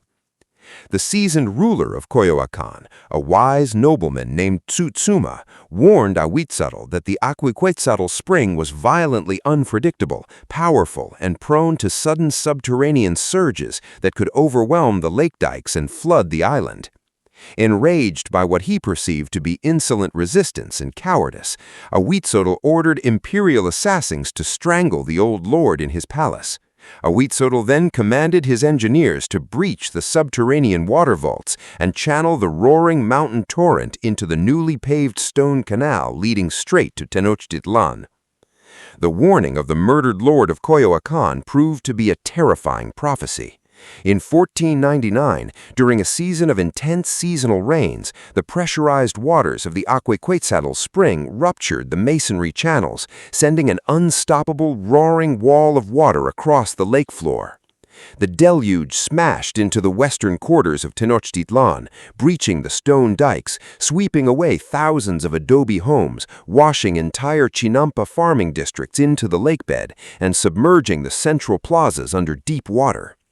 As the floodwaters crashed through the imperial palace compound, Huitzotl scrambled desperately to escape through a low stone doorway. In the chaos and darkness of the rushing waters, the emperor struck his head violently against a heavy falling stone lintel. Though Huitzotl was pulled from the torrent alive and oversaw the massive recovery effort, dredging the city, repairing the dikes, and distributing imperial grain to the displaced population, the severe traumatic brain injury he sustained inside the drowning palace steadily degraded his physical and mental health. For 3 agonizing years, the ferocious conqueror who had expanded the empire from sea to sea suffered from chronic neurological decline, finally dying in 1502 inside the very island fortress he had built into the greatest power in the Western Hemisphere. With the sudden passing of the legendary warrior king, the Great Council assembled once again inside the damp, newly reconstructed stone halls of the sacred precinct. The empire was larger, wealthier, and more terrifying than it had ever been in human history, but it was also dangerously overextended, surrounded by provincial rebellions, and locked in a permanent bloody war of attrition with the unconquered highlands of Tlaxcala. To guide the empire through this precarious apex of its power, the council looked past the traditional blood and iron battlefield commanders and chose a man of a profoundly different nature, a somber, deeply ascetic high priest, a decorated general, and a royal nephew of Huitzotl, whose reign would usher in the golden age of aristocratic refinement and who would ultimately stand at the monumental, tragic crossroads where 2 worlds collided. Moctezuma II. When Moctezuma Xocoyotzin, the Younger, known to the modern world as Moctezuma II, ascended the reed throne in 1502 at the age of 34, he inherited an empire at the absolute zenith of its territorial reach and material splendor.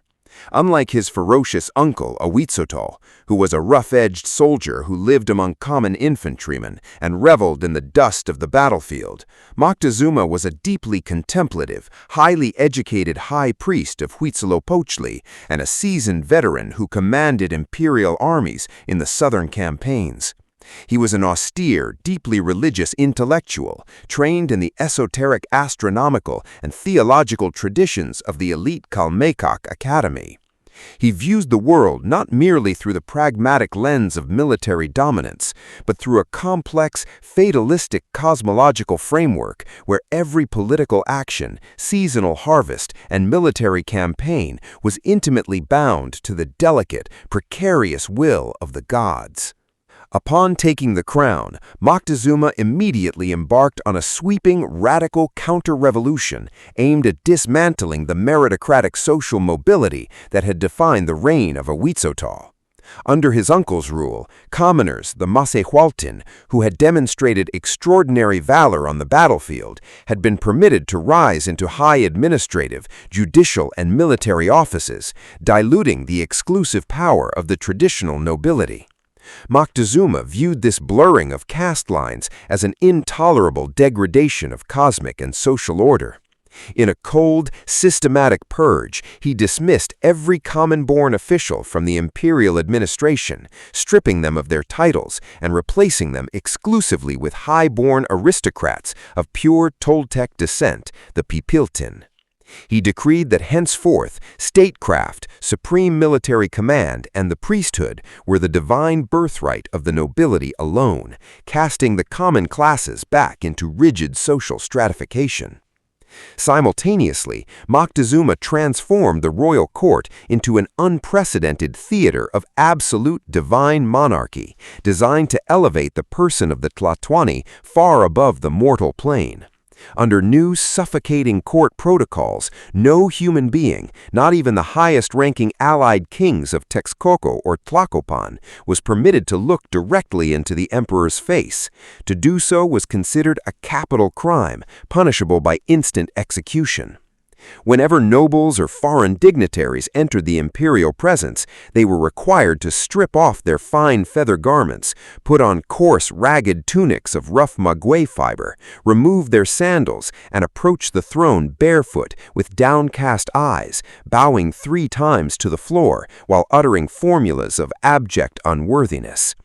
The emperor walked on elevated wooden platforms or woven carpets so his feet would never touch the common dirt, and the garments he wore each day, along with the ceramic plates and cups from which he dined, were destroyed immediately after a single use, never to be touched by human hands again.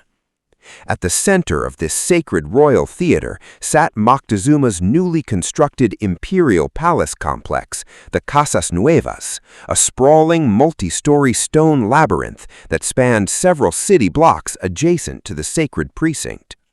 The palace was an architectural masterpiece constructed from red Tezontle volcanic stone and gleaming white limestone plaster, encompassing hundreds of marble columned halls, interior courtyards cooled by mountain water fountains, and sprawling administrative chambers where thousands of tributary lords, judges, and scribes operated daily. Within the palace grounds lay the Totocali, a massive royal aviary and botanical sanctuary housing tens of thousands of exotic birds gathered from across the continent.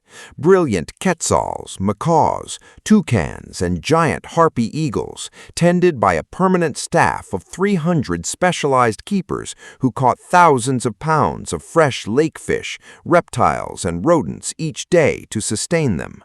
Adjacent to the aviary was a vast menagerie containing jaguars, pumas, wolves, venomous vipers, and bears, alongside an extraordinary eerie hall of human curiosities housing albinos, dwarfs, contortionists, and jesters whose purpose was to entertain the melancholic emperor during his long, solitary evenings. The daily culinary rituals of Moctezuma's court reflected the unfathomable wealth of an empire extracting tribute from hundreds of conquered nations. Every day, the royal kitchens prepared more than 300 distinct dishes for the emperor and over 1,000 portions for the royal guard and palace attendants. The emperor sat alone behind a carved gilded wooden screen, while noble youths presented him with fine ceramic chafing dishes kept hot over smoldering coals, offering roasted turkey, wild duck, venison, quail, spiced pheasant, fresh fish brought by marathon runners from the Gulf Coast in less than 24 hours, and tropical fruits flavored with wild vanilla, chili peppers, and sweet agave nectar. At the conclusion of his meals, Moctezuma drank copious amounts of cold, frothing cacao from pure golden goblets, a sacred bitter stimulant infused with aromatic flowers, chili paste, and wild honey, which Mesoamerican royalty valued more highly than gold, before inhaling the fragrant smoke of cured tobacco from intricately painted wooden pipes and drifting into quiet, meditative trances. Yet beneath the shimmering surface of this golden age of refinement, the structural fault lines of the empire were beginning to buckle under immense geopolitical strain. Moctezuma understood that the Triple Alliance was not a unified, consolidated nation-state. It was a loose, coercive tribute extraction empire held together entirely by the credible threat of immediate military annihilation. In the south and east, continuous bloody rebellions erupted across the rugged mountains of Oaxaca and the cloud forests of Chiapas, forcing Moctezuma to deploy imperial legions year after year to brutally crush insurgent Mixtec, Zapotec, and Maya cities, rebuild burned garrisons, and drag thousands of bound rebels back to Tenochtitlan for execution. More dangerously, right in the geographic heart of the empire, barely 70 miles east of Tenochtitlan, lay the unconquered, defiant highland confederacy of Tlaxcala. Composed of 4 fiercely democratic city-states, Tlaxcalan, Ocotelulco, Tepiticpac, and Cuyahuistlan, Tlaxcala had resisted every attempt of Mexica conquest for a century.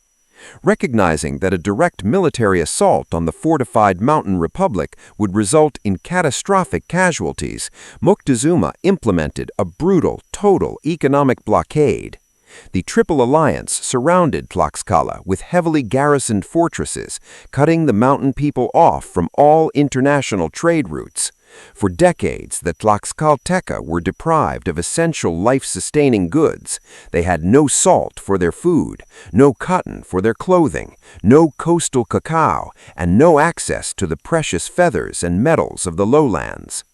Yet rather than breaking their spirit, this suffocating siege forged the Tlaxcalteca into the most hardened, fanatical, and disciplined warrior culture in Mesoamerica. They clothed themselves in rough agave fiber, seasoned their food with bitter wild herbs, and drilled their children from infancy in the art of total warfare. They viewed the Mexica not merely as geopolitical rivals, but as demonic, blood-drinking oppressors who systematically kidnapped their brothers and sons in the ritualized slaughter of the Flowery Wars. The hatred that burned in the hearts of the Tlaxcalteca was pure, venomous, and absolute, a generational volcano of rage waiting for the slightest fracture in the Mexica armor to erupt with genocidal fury. That fracture cracked wide open in 1515, within the very foundation of the Triple Alliance itself, triggered by the death of the venerable King Nezahualcóyotl of Texcoco, the son of the legendary Nezahualcóyotl. Texcoco was the intellectual and legal cornerstone of the alliance, and its royal council was divided over who should inherit the Acolua crown.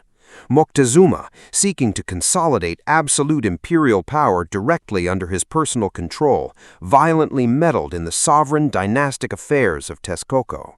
Ignoring the rightful elder claim of Nezahualcóyotl's brilliant, fiercely independent military commander, son, Prince Ixtlilxochitl II, Moctezuma forced the Texcocan council to install his own weak, compliant nephew, Cacama, upon the throne. Enraged by this imperial betrayal, Prince Ixtlilxochitl II raised the banner of armed rebellion across the northern highlands of the Acolua kingdom. Mobilizing thousands of battle-hardened mountain warriors, Ixtlilxochitl seized control of northern Texcoco, establishing an independent rival government and entering into a state of simmering civil war against his brother Cacama and the crown of Tenochtitlan. For the first time in nearly a century, the unbreakable bond of the Triple Alliance was shattered from within. The eastern shore of the lake was deeply fractured, and thousands of elite Acolua warriors were actively looking for an opportunity to destroy the tyrannical dominance of the Mexica. It was against this backdrop of simmering regional rebellions, fractured alliances, and unbearable ideological tension that the fabric of reality itself seemed to tear apart across central Mexico. Beginning around the year 1510, a terrifying succession of apocalyptic omens and paranormal portents recorded in native Nahuatl chronicles as the Tetzahuitl began to plague the land, driving the deeply superstitious Moctezuma into an abyss of spiritual dread and psychological isolation. The first omen manifested in the night sky as a colossal pyramidal column of blazing fire, a brilliant, shimmering spear of light that appeared every midnight on the eastern horizon, piercing the heavens and bleeding sparks of flame across the stars until it was swallowed by the dawn, returning night after night for an entire year. Soon after, without any visible cause or lightning strike, the ancient wooden temple of Huitzilopochtli, inside the sacred precinct, suddenly burst into roaring, spontaneous flames. When priests desperately poured water onto the blaze, the water seemed to act like oil, causing the inferno to rage with uncontrollable fury until the holy sanctuary collapsed into a heap of smoldering ash. A third omen struck during a light drizzle when a bolt of silent lightning, a flash from the sky without thunder, struck the straw-thatched temple of Xiuhtecuhtli, reducing it to cinders while the terrified populace looked on in silence. A fourth omen convulsed Lake Texcoco itself. On a calm, windless day, the lake water suddenly began to boil, churn, and froth violently, generating colossal waves that surged over the paved stone causeways, smashed into the residential quarters of Tenochtitlan, and washed hundreds of homes into the churning depths. The terror deepened with the fifth omen, when citizens across Tenochtitlan began to hear the piercing, mournful wailing of a woman wandering the empty streets and canals in the dead of night. Weeping inconsolably, her voice echoing across the silent water, she cried out the words that would haunt Mesoamerican folklore forever. "Oh, my beloved children, we are completely lost. Oh, my children, where can I hide you from the doom that approaches?" The priests recognized the weeping apparition as the Ancoragadis Cihuacotl, the ancient mother of the Mexica race, weeping for the imminent total extinction of her people. The sixth omen brought biological monstrosities. Fishermen on the lake dragged nets ashore containing bizarre, deformed humanoids, creatures with two heads and a single body, or men with the bodies of beasts, which when brought before the emperor in his palace chambers, vanished into thin air the moment Moctezuma cast his eyes upon them. The seventh and most chilling omen occurred when hunters on the lake captured a strange ash-colored aquatic bird resembling a crane, which bore upon the crown of its head a dark, polished circular mirror. When the bird was brought into the dim halls of the Casas Nuevas, Moctezuma peered into the circular mirror upon its head. In the reflection, beneath the midday sun, the emperor did not see the interior of his palace. He saw the night sky filled with unfamiliar spinning constellations. Looking deeper into the glass, the vision shifted, revealing a terrifying sight that chilled his soul. Vast columns of strange, bearded men, clad in shining silver iron from head to toe, riding upon the backs of giant, terrifying deer-like beasts without horns, marching relentlessly forward in disciplined battle ranks with weapons that spat thunder and smoke. When Moctezuma summoned his royal astrologers and sorcerers to interpret the vision, they looked into the mirror, but saw only empty glass, leaving the emperor trembling in absolute helpless horror. Moctezuma reacted to these terrifying cosmic warnings by summoning hundreds of the most famous seers, astrologers, and dream readers from every corner of the empire, demanding that they explain what cosmic catastrophe was approaching and what the gods required to avert it. But when the prophets uniformly confessed that they could not interpret the omens, or quietly warned that a catastrophic, unstoppable collapse of the world was cosmologically fated, Moctezuma flew into paranoid, violent rages.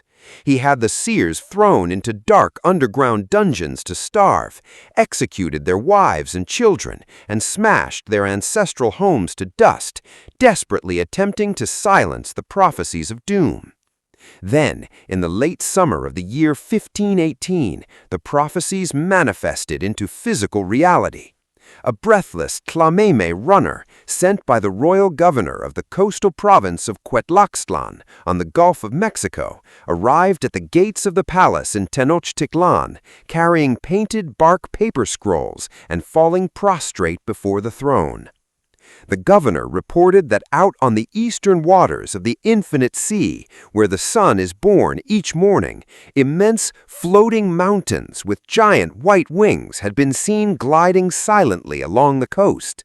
From these wooden structures had emerged strange, pale-skinned men with long, braided beards, wearing silver metal that covered their chests and limbs, wielding long iron swords, and possessing monstrous war dogs with burning yellow eyes and fiery breath. The scouts had observed these strange visitors from the dense mangrove trees, watching them fire thunderous iron tubes that caused the very earth to shake and trees to shatter into splinters. When Moctezuma unrolled the painted scrolls, staring at the detailed illustrations of the Spanish ships of Juan de Grijalba gliding along the Veracruz coastline, the emperor recognized the exact armored figures he had seen reflected in the mirror of the crane. The cosmic barrier had shattered. The fifth sun was trembling upon its axis, and from across the Eastern Ocean, the vanguard of the Spanish conquest had arrived to bring the age of the Mexica to its epic, cataclysmic trial of blood. In the spring of 1519, the true storm broke upon the shores of Veracruz. 11 Spanish caravels, under the command of a ruthless, legally rogue nobleman from Extremadura, Hernán Cortés, dropped anchor in the humid waters of the Gulf of Mexico. Cortés had stepped ashore with approximately 500 European soldiers, 16 war horses, 14 artillery pieces, and several vicious Mastiff war dogs. To Moctezuma, this was not merely a military reconnaissance, it was a profound ontological crisis. The Mexica emperor immediately dispatched royal ambassadors carrying diplomatic gifts of staggering value, elaborate golden discs the size of cartwheels representing the sun, massive silver discs representing the moon, and sacred feather headdresses woven from turquoise quetzal plumes. But rather than appeasing the foreigners and convincing them to turn back into the ocean, these magnificent treasures inflamed the insatiable greed of the Spaniards, confirming that an empire of unfathomable wealth lay waiting in the high mountains. Cortés quickly recognized that his small band of conquistadors could never conquer an empire of millions through brute force alone. He needed intelligence, and he found it in the form of an extraordinary enslaved indigenous noblewoman named Malintzin, known to history as Doña Marina or La Malinche. Gifted to the Spaniards by a coastal Maya lord, Malintzin possessed an astonishing linguistic intellect, speaking both Yucatec Maya and High Court Nahuatl. Working alongside Jerónimo de Aguilar, a shipwrecked Spanish priest who spoke Maya, Malintzin formed an unbreakable translation chain that allowed Cortés to decipher the intricate political psychology and deep-seated fractures of the Mesoamerican world. Within weeks, Malintzin became Cortés's indispensable political advisor, strategist, and diplomatic translator. The first major fracture opened when Cortés marched into the nearby coastal city of Zempoala, the capital of the Totonac people. The Totonac ruler, known in Spanish chronicles as the Fat Cacique, fell before Cortés in tears, detailing the unbearable tyranny of the Mexica, how imperial tax collectors routinely demanded their daughters as concubines, stripped their granaries of food, and dragged their young men away to be sacrificed upon the altars of Tenochtitlan. Cortés seized the opportunity with Machiavellian genius. He promised the Totonacs that the King of Spain would liberate them from the Mexica oppression, and to ensure that his own men could never entertain thoughts of mutiny or retreat, Cortés ordered his ships stripped of their rigging and deliberately scuttled on the beaches of Veracruz. There was no turning back. The Spaniards had to conquer Tenochtitlan or die in the attempt. Leaving the coast behind, Cortés marched his army, reinforced by hundreds of Totonac warriors, up the brutal slopes of the Sierra Madre toward the fiercely independent highland republic of Tlaxcala. For over a century, the Tlaxcalans suffered under the suffocating economic blockade of the Mexica, but they did not immediately welcome the Europeans. Suspicious that the bearded strangers were secret agents sent by Moctezuma to destroy them, the Tlaxcalan War Council unleashed their supreme military commander, the brilliant and unyielding young general Xicotencatl the Younger. For nearly 2 weeks in September 1519, the Spaniards faced the deadliest, most harrowing battles of their lives. Xicotencatl deployed tens of thousands of fanatical Tlaxcalan warriors in coordinated waves, filling the sky with flights of obsidian-tipped arrows and engaging the conquistadors in brutal hand-to-hand combat. The Spanish lines were saved only by the terrifying shock value of their cavalry charges, the impenetrable defensive square of their steel armor, and the devastating slaughter wrought by their cannons and matchlock guns firing into dense human masses. Realizing that they could not break the iron defensive formations of the Spanish without sustaining catastrophic casualties, the Elder Council of Tlaxcala, led by Xicotencatl the Elder, intervened. In a monumental, world-altering strategic calculation, the Tlaxcalan Senate realized that these strange, heavily armed foreigners were not their destroyers. They were the ultimate weapon they had prayed for across 4 generations of suffering.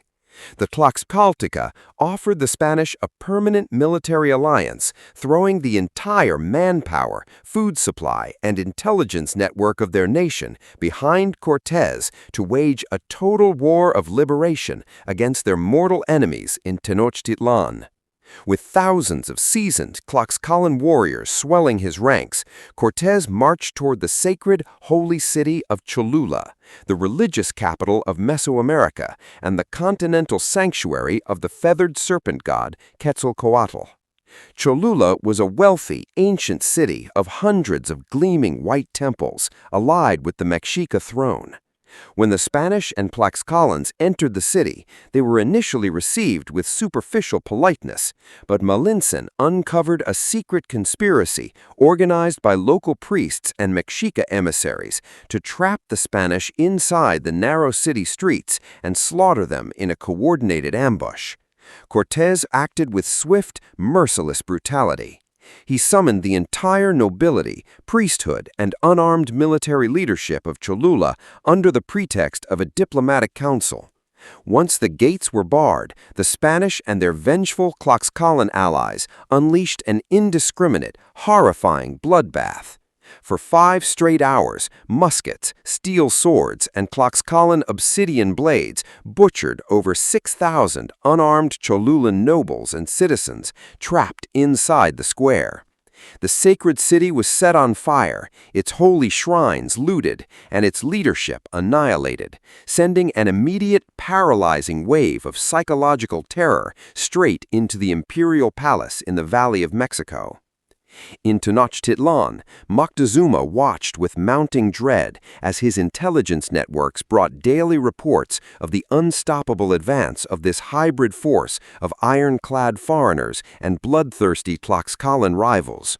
Every spell cast by his imperial sorcerers had failed. Every diplomatic bribe had only drawn the invaders closer, and the sacred city of Cholula lay in smoking ruins. In early November 1519, the Spanish vanguard and thousands of native allies climbed the narrow pass between the towering, snow-covered volcanic peaks of Popocatépetl and Iztaccíhuatl. Standing at the crest of the mountain ridge, looking down across the shimmering waters of the Great Lake, Cortés and his men saw the jewel of the Americas shining in the autumn sun, unaware that they were stepping into the heart of a civilization that was about to turn into the bloodiest battleground the Western Hemisphere had ever seen. On the morning of November 8, 1519, the Spanish expedition and their indigenous allies marched down from the mountain passes and stepped on to the massive southern causeway of Iztapalapa, an 8-yard-wide paved stone highway stretching straight across the turquoise waters of Lake Texcoco toward Tenochtitlan. Flanked on both sides by thousands of birchwood canoes filled with silent, watching Mexica citizens, Cortés and his men felt an overwhelming mixture of awe and suffocating dread. As they approached the city's outer gate, the crowds parted to reveal a grand royal procession beneath an emerald canopy woven from iridescent quetzal feathers, embroidered with pearls and precious gold leaf. Borne upon a magnificent wooden litter carried by the 4 highest kings of the realm, Moctezuma II stepped down onto the carpeted causeway. Dressed in brilliant turquoise robes, wearing golden sandals adorned with precious gems, the supreme sovereign of Mesoamerica met the bearded conquistador face to face in a moment that would fundamentally alter the destiny of human civilization. Through the voice of Malintzin, words of formal high court Nahuatl diplomacy were exchanged. Cortés attempted to embrace the emperor, but was immediately pulled back by horrified royal guards, as touching the sacred person of the Tlatoani was an intolerable sacrilege. Moctezuma, speaking in complex, deferential, aristocratic metaphors that the Spaniards fundamentally misinterpreted as weak submission, welcomed the foreigners to his ancestral hearth, presenting Cortés with intricate golden necklaces shaped like crabs and hosting the entire Spanish army inside the sprawling, luxurious palace of Axayacatl, the ancestral residence of Moctezuma's father, situated directly adjacent to the Great Temple. For the first few days, the Spaniards lived in a state of suspended, feverish wonder. Guided by imperial nobles, they explored the immense, hyper-organized market of Tlatelolco, marveling at the cleanliness, order, and wealth of an urban center larger than any in Europe. But when Cortés and his captains ascended the steep stone stairs of the Templo Mayor, their awe curdled into visceral, pious horror. Inside the dark, copal-choked sanctuaries of Huitzilopochtli and Tlaloc, the conquistadors encountered towering stone idols encrusted with pearls and jade, the walls thick with dried, black coats of clotted human blood that reeked like a European slaughterhouse, with fresh human hearts still smoldering inside turquoise braziers. As the initial euphoria wore off, a cold, paralyzing paranoia settled over the Spanish garrison. Cortés and his seasoned captains realized with absolute clarity that they had walked straight into a gilded mousetrap. They were a few hundred men isolated in the middle of a saltwater lake, trapped inside a stone fortress surrounded by hundreds of thousands of battle-hardened Mexica warriors who could cut off their water supplies, barricade the streets, and remove the wooden drawbridges spanning the causeways at a single word from the emperor, sentencing the Spaniards to immediate starvation or ritual sacrifice. Cortés understood that passive survival was impossible. He had to execute an audacious, high-stakes gamble of breathtaking ruthlessness. Seizing upon news that a Mexica garrison on the Gulf Coast had clashed with the Spanish settlement at Veracruz, killing several conquistadors, Cortés used the incident as a diplomatic pretext. On November 14th, barely 6 days after entering the city, Cortés, accompanied by 30 fully armed captains with hidden daggers and Malintzin acting as the ideological wedge, entered Moctezuma's private palace chambers. Through a combination of veiled threats, physical intimidation, and Malintzin's urgent counsel warning the emperor that refusal meant instant death, Cortés seized the supreme ruler of the Aztec world as a personal hostage. In a display of spiritual paralysis and psychological submission that stunned his own nobility, Moctezuma agreed to leave his royal apartments and move his imperial court into the Spanish-occupied palace of Axayacatl. The Spaniards placed the living god of Mesoamerica under round-the-clock armed guard, clamping heavy iron chains around his ankles whenever tensions rose. Using the captured emperor as a compliant political puppet, Cortés began methodically dismantling the sovereignty of the empire. He forced Moctezuma to swear a formal oath of vassalage to King Charles V of Spain, summoned provincial tribute lords to deliver vast caches of imperial gold, and ordered the secret sealed treasure room of Axayacatl broken open, where the Spaniards spent days melting down centuries of priceless, irreplaceable gold jewelry, ancestral pectorals, and sacred religious artifacts into crude, stackable bullion bars. For 6 surreal months, an eerie, suffocating peace held over the floating metropolis. Moctezuma continued to hold court, play the ancient board game of Patoli with Spanish guards, and issue administrative decrees.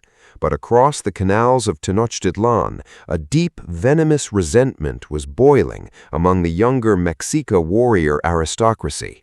Princes like Cuitlahuac, the fierce younger brother of Moctezuma, and Cuauhtémoc, the unyielding young lord of Tlatelolco, viewed the emperor's passivity as a humiliating betrayal of his ancestors and the war god Huitzilopochtli. The warrior societies quietly began stockpiling obsidian blades, drying bows, and preparing for an uprising that would drown the invaders in their own blood. Then, in April 1520, the precarious stalemate was shattered by an explosive crisis from across the sea. Urgent messengers from the Gulf Coast arrived with painted scrolls bearing catastrophic news for Cortés. An armada of 18 Spanish warships carrying over 900 European soldiers, 80 cavalry horses, and heavy artillery had landed at Veracruz under the command of Panfilo de Narváez. Sent directly by Diego Velázquez, the governor of Cuba, Narváez had explicit orders to hunt down Cortés, strip him of his command, and execute him as an outlaw and traitor to the Spanish crown. Cortés faced an impossible dilemma. If he remained in Tenochtitlan, Narváez would march inland, unite with the Mexica, and crush him. If he left the city, his fragile hold on the Aztec Empire would collapse. Making a characteristically daring, desperate decision, Cortés divided his forces.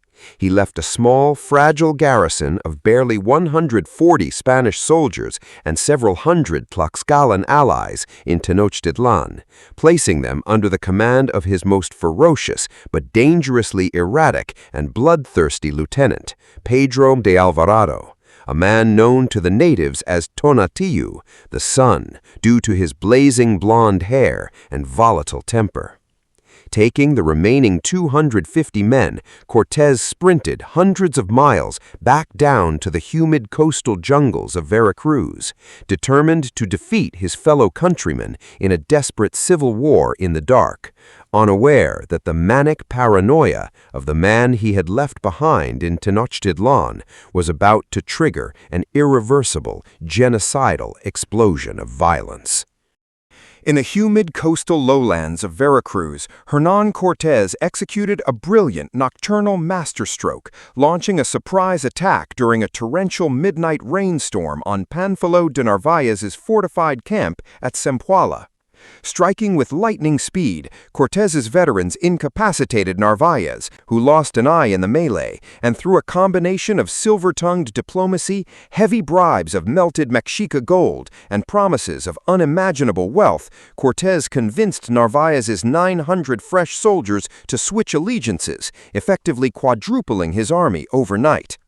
But as Cortés celebrated this miraculous victory, frantic, blood-stained messengers arrived from Tenochtitlan, carrying news of absolute, apocalyptic catastrophe. While Cortés was fighting on the coast, the fragile peace on the island had shattered in an explosion of unimaginable butchery. In May of 1520, during the sacred festival of Tlaxcala, the most holy celebration of the Mexica calendar dedicated to the deities Tezcatlipoca and Huitzilopochtli, hundreds of the highest-ranking unarmed Mexica nobles, priests, and elite youth assembled in the great temple courtyard.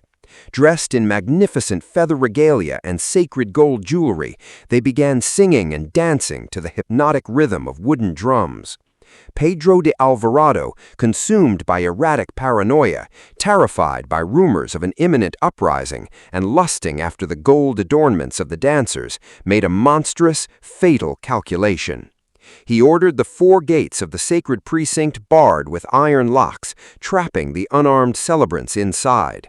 On Alvarado's command, heavily armored Spanish infantry and Tlaxcalan warriors drew their steel broadswords and unleashed a systematic, indiscriminate slaughter. The conquistadors hacked through the dancers with mechanical fury, slicing through arms, decapitating priests, and disemboweling musicians until the vast stone plaza ran ankle-deep in warm, foaming blood. The Tlaxcala massacre shattered the last shred of Mexica restraint. With a roar of collective volcanic fury that echoed across the entire valley, the citizens of Tenochtitlan erupted into total, unyielding rebellion. Led by Moctezuma's brother Cuitlahua and the fierce young prince Cuauhtémoc, thousands of furious warriors took up their weapons, surrounded the palace of Axayacat, and laid suffocating siege to Alvarado's garrison. They severed the freshwater aqueducts, set the outer wooden barricades on fire, and rained endless clouds of obsidian arrows, stones, and fire-hardened darts into the compound, turning the Spanish stronghold into a smoky, blood-drenched abattoir. When Cortés returned to Tenochtitlan in late June 1520, leading his reinforced army of over 1,000 Spanish soldiers and thousands of Tlaxcalan warriors, he found the grand metropolis eerily, terrifyingly silent. The canals were deserted, the markets were shuttered, and the drawbridges across the causeways had been pulled up. Cortés marched straight into the palace of Axayacat, only to realize within hours that he had walked his entire reinforced army straight into the same inescapable trap. The Mexica immediately sealed the surrounding streets, launched coordinated assaults on the palace walls, and began methodically starving the defenders into oblivion. Desperate to break the siege, Cortés dragged the captive Moctezuma up to the palace roof, forcing the emperor to plead with his subjects to lay down their weapons and allow the Spaniards to leave the city in peace. But the time for imperial reverence had long passed. As Moctezuma stood upon the parapet in his royal robes, the crowd below fell silent for a brief, terrible moment before erupting in venomous jeers, denouncing the supreme ruler as a cowardly woman, a puppet, and a traitor to Huitzilopochtli. A volley of heavy stones and arrows flew from the crowd, striking Moctezuma in the head and chest.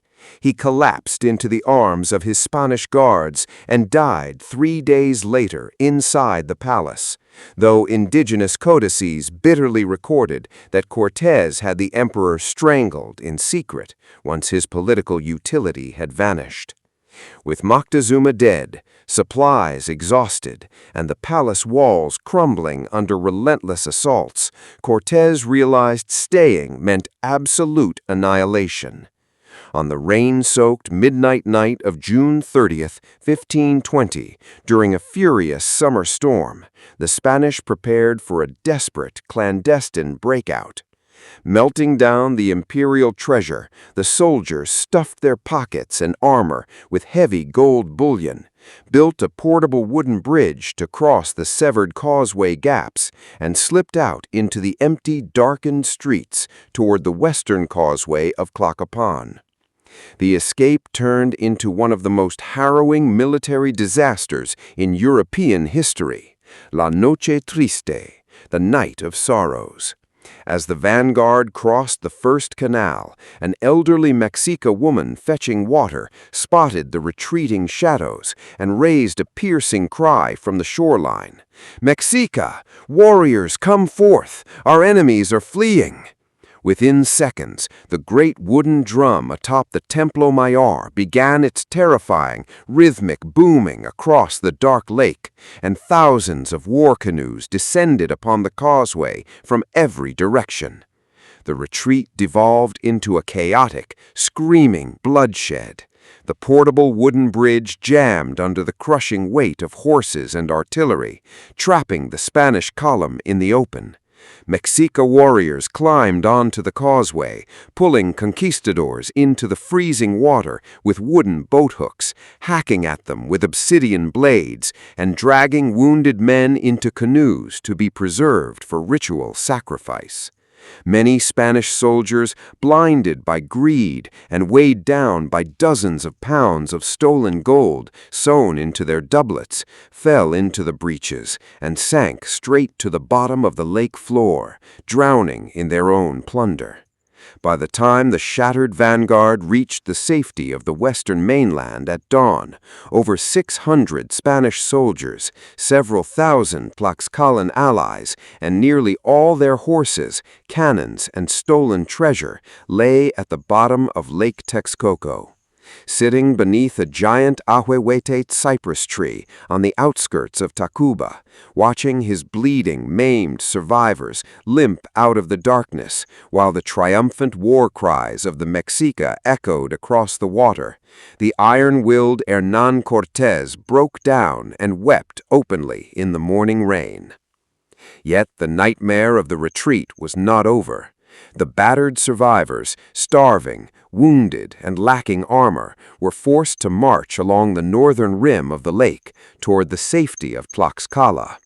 On July 7, 1520, on the dry, sun-baked plains of Otumba, Cortez's path was completely blocked by a colossal Mexica army of over 20,000 warriors led by the Cihuacoac, the supreme war chief, who stood clad in radiant white feathered armor beneath the golden imperial battle standard, the Tlahuizmatlaxopili. Surrounded on all sides, facing certain death, Cortez mounted his remaining wounded cavalry horse and ordered his few surviving horsemen to execute a final, suicidal charge directly at the heart of the enemy host. Galloping into the sea of warriors, their steel lances impaling everyone in their path, Cortez and his captains smashed through the royal bodyguard, surrounded the Cihuacoac, and drove a lance through his chest, seizing the sacred imperial standard and raising it high above the battlefield. In Mesoamerican military psychology, the capture of the commander's battle standard signaled that the gods had abandoned the army. Witnessing the fall of their sacred banner, the vast Mexica host shattered in sudden superstitious panic, scattering into the surrounding hills and allowing the bleeding remnants of the Spanish army to limp across the border into the protective embrace of Tlaxcala. Safely sheltered within the mountain strongholds of Tlaxcala, Hernán Cortés and his surviving captains spent the autumn of 1520 recovering from their wounds. But the deadliest weapon the Spaniards had brought across the ocean was not forged from Toledo steel. It was invisible, microscopic, and unstoppable. Sometime during the landing of Narvaez's armada, an infected soldier had carried the variola major virus, smallpox, onto the shores of Mesoamerica.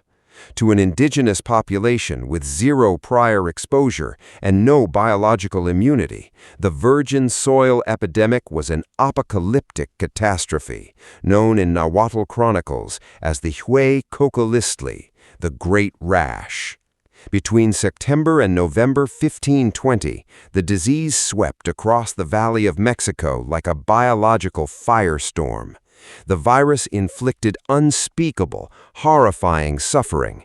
Burning fevers racked victims before their entire bodies erupted in massive, agonizing pustules that rotted the skin, fused with sleeping mats, and blinded the eyes.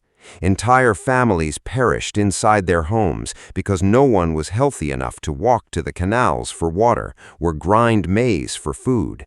In Tenochtitlan, the great war leader Cuitlahuac, who had orchestrated the Spanish rout on the Night of Sorrows, succumbed to the pestilence after reigning for barely 80 days, leaving the imperial high command shattered, the priesthood decimated, and nearly half the urban population dead or incapacitated in the streets. Rising from the ashes of this epidemic was a young, fiercely unyielding 25-year-old prince named Cuauhtémoc, the Descending Eagle, who was elected as the 11th and final Hue Tlatoani of the Mexica Empire. Cuauhtémoc was a warrior purist who possessed an unbending, fanatical hatred of the Spanish invaders.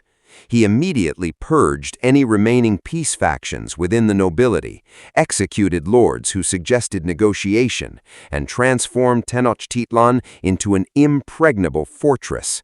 He ordered the deepening of the urban canals, the sharpening of captured Spanish iron swords into long anti-cavalry pikes, and the driving of thousands of sharpened wooden stakes beneath the shallow waters of the lake to impale Spanish boats and snap the legs of war horses.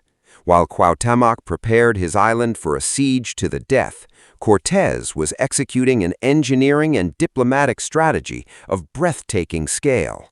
In the forests of Tlaxcala, under the direction of master Spanish shipwright Martín López, indigenous carpenters felled hundreds of pine trees to construct 13 custom-built wooden warships, heavily armed, flat-bottomed brigantines equipped with oars, sails, and mounted bronze cannons.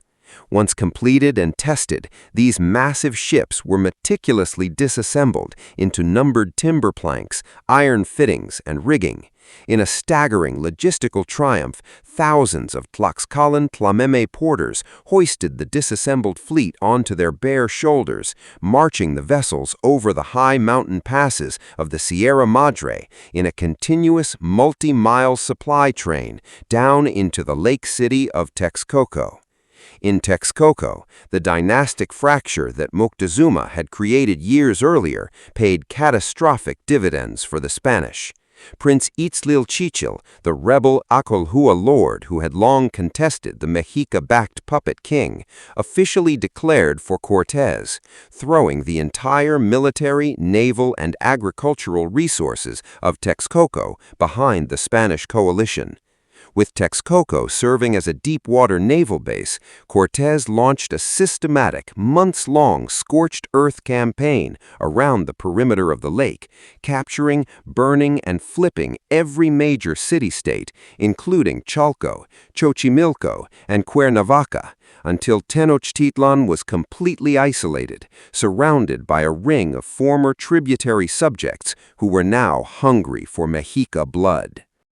On May 26, 1521, the final monumental siege of Tenochtitlan began. In the opening move of the campaign, Pedro de Alvarado and Cristobal de Olid marched their divisions to the foot of Chapultepec and smashed the great masonry aqueduct, severing the fresh mountain water pipeline and condemning over 200,000 citizens on the island to drinking the foul, brackish water of the lake. Cortés then deployed his land forces across the three primary stone causeways, Alvarado at the western causeway of Tacuba, Olid at the southern causeway of Coyoacan, and Gonzalo de Sandoval at the northern causeway of Tepeac, effectively sealing every escape route from the island. Simultaneously, Cortés launched his 13 armed brigantines onto the waters of Lake Texcoco. In a decisive naval battle, thousands of Mexica war canoes swarmed across the lake, attempting to overwhelm the strange wooden giants with volleys of arrows and stones. But the wind caught the Spanish sails, and the heavy brigantines plowed straight through the fragile cedar canoes, shattering them into kindling, while broadside cannons fired grape shot at point-blank range, turning the surface of the lake red with blood. For the first time in history, the Mexica lost absolute command of their own waters. The lake had become an open highway for Spanish artillery, severing the nightly canoe supply lines that smuggled food and water into the starving city. What followed over the next 80 days was one of the grueling, most vicious, and desperate urban sieges in world history. Every morning, the Spanish columns and their hundreds of thousands of native allies pushed across the narrow causeways into the city, fighting through barricades, burning houses, and struggling to bridge deep canal gaps where Mexica warriors ambushed them from rooftops in boots. Every evening, as the Spanish retreated to their mainland camps, Cuauhtémoc's warriors launched furious counterattacks, repairing the breaches and setting deadly ambushes. During one disastrous Spanish assault along the Tlacopan Causeway, Mexica warriors faked a tactical retreat, luring Cortés and 66 conquistadors into a deep, narrow street before springing a massive trap. Over 50 Spanish soldiers and hundreds of Tlaxcalans were dragged away alive into canoes. That evening, as the setting sun cast a crimson glow over the smoking valley, Cortés and his surviving men watched in paralyzed, helpless horror from across the lake as their captured comrades were stripped naked, forced to dance with feathered headbands at the summit of the Templo Mayor, and systematically slaughtered on the sacrificial stones, their severed heads tossed down the causeways into the Spanish lines to shatter their morale. Yet despite these tactical victories, the condition inside Tenochtitlan was descending into absolute apocalyptic horror. The blockade was total. The citizens of Tenochtitlan had long exhausted their reserves of maize and dried beans. They were reduced to chewing on raw leather shields, stripping the bark from dying trees, drinking stagnant saltwater, and digging up the foundations of their homes to eat roots, worms, and lake weeds. Dysentery, starvation, and the lingering scars of smallpox turned the floating paradise into an open, pestilential graveyard where corpses piled high in the canals and mothers wept over the lifeless bodies of their infants. Recognizing that the Mexica would fight for every single room and canal until the entire city was dead, Cortés made the cold, agonizing decision to abandon all hope of preserving the architectural jewel of the Americas. He shifted his tactical strategy to total mechanized annihilation. He ordered his armies to tear down every single stone building, palace, and temple they captured, using the rubble, timber, and masonry to permanently fill and pave over the intricate aquatic city into a flat, open expanse of dust where the Spanish heavy cavalry could maneuver and charge without impediment. Day by day, the perimeter of life shrank. House by house, temple by temple, the ancient city was pulverized into dusk under the sledgehammers of hundreds of thousands of vengeful indigenous allies, until Cuauhtémoc, his surviving generals, and the starving remnants of the Mexica nation were driven into a tiny, blood-soaked pocket on the northern tip of the island, in the commercial quarter of Tlatelolco, preparing to make their final suicidal stand against the falling of their world. By the first week of August 1521, the once glorious capital of the Mexica Empire had been reduced to a smoldering, pulverized wasteland barely a square mile wide in the northern market district of Tlatelolco.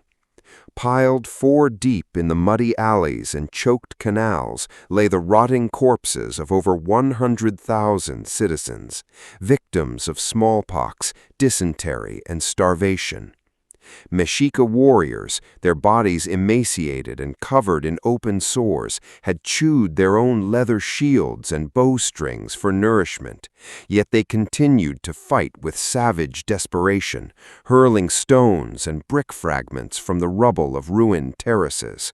Women dressed in the war suits of their dead husbands took to the barricades, screaming defiance into the smoke-choked air.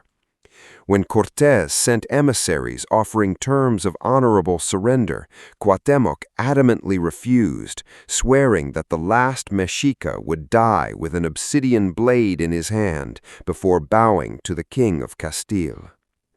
On the afternoon of August 13, 1521, recorded in the sacred Mesoamerican calendar as the Day 1 snake of the Year 3 house, the final catastrophic dam broke. Spanish brigantines and columns of hundreds of thousands of native allies crashed through the last surviving barricades in Tlatelolco.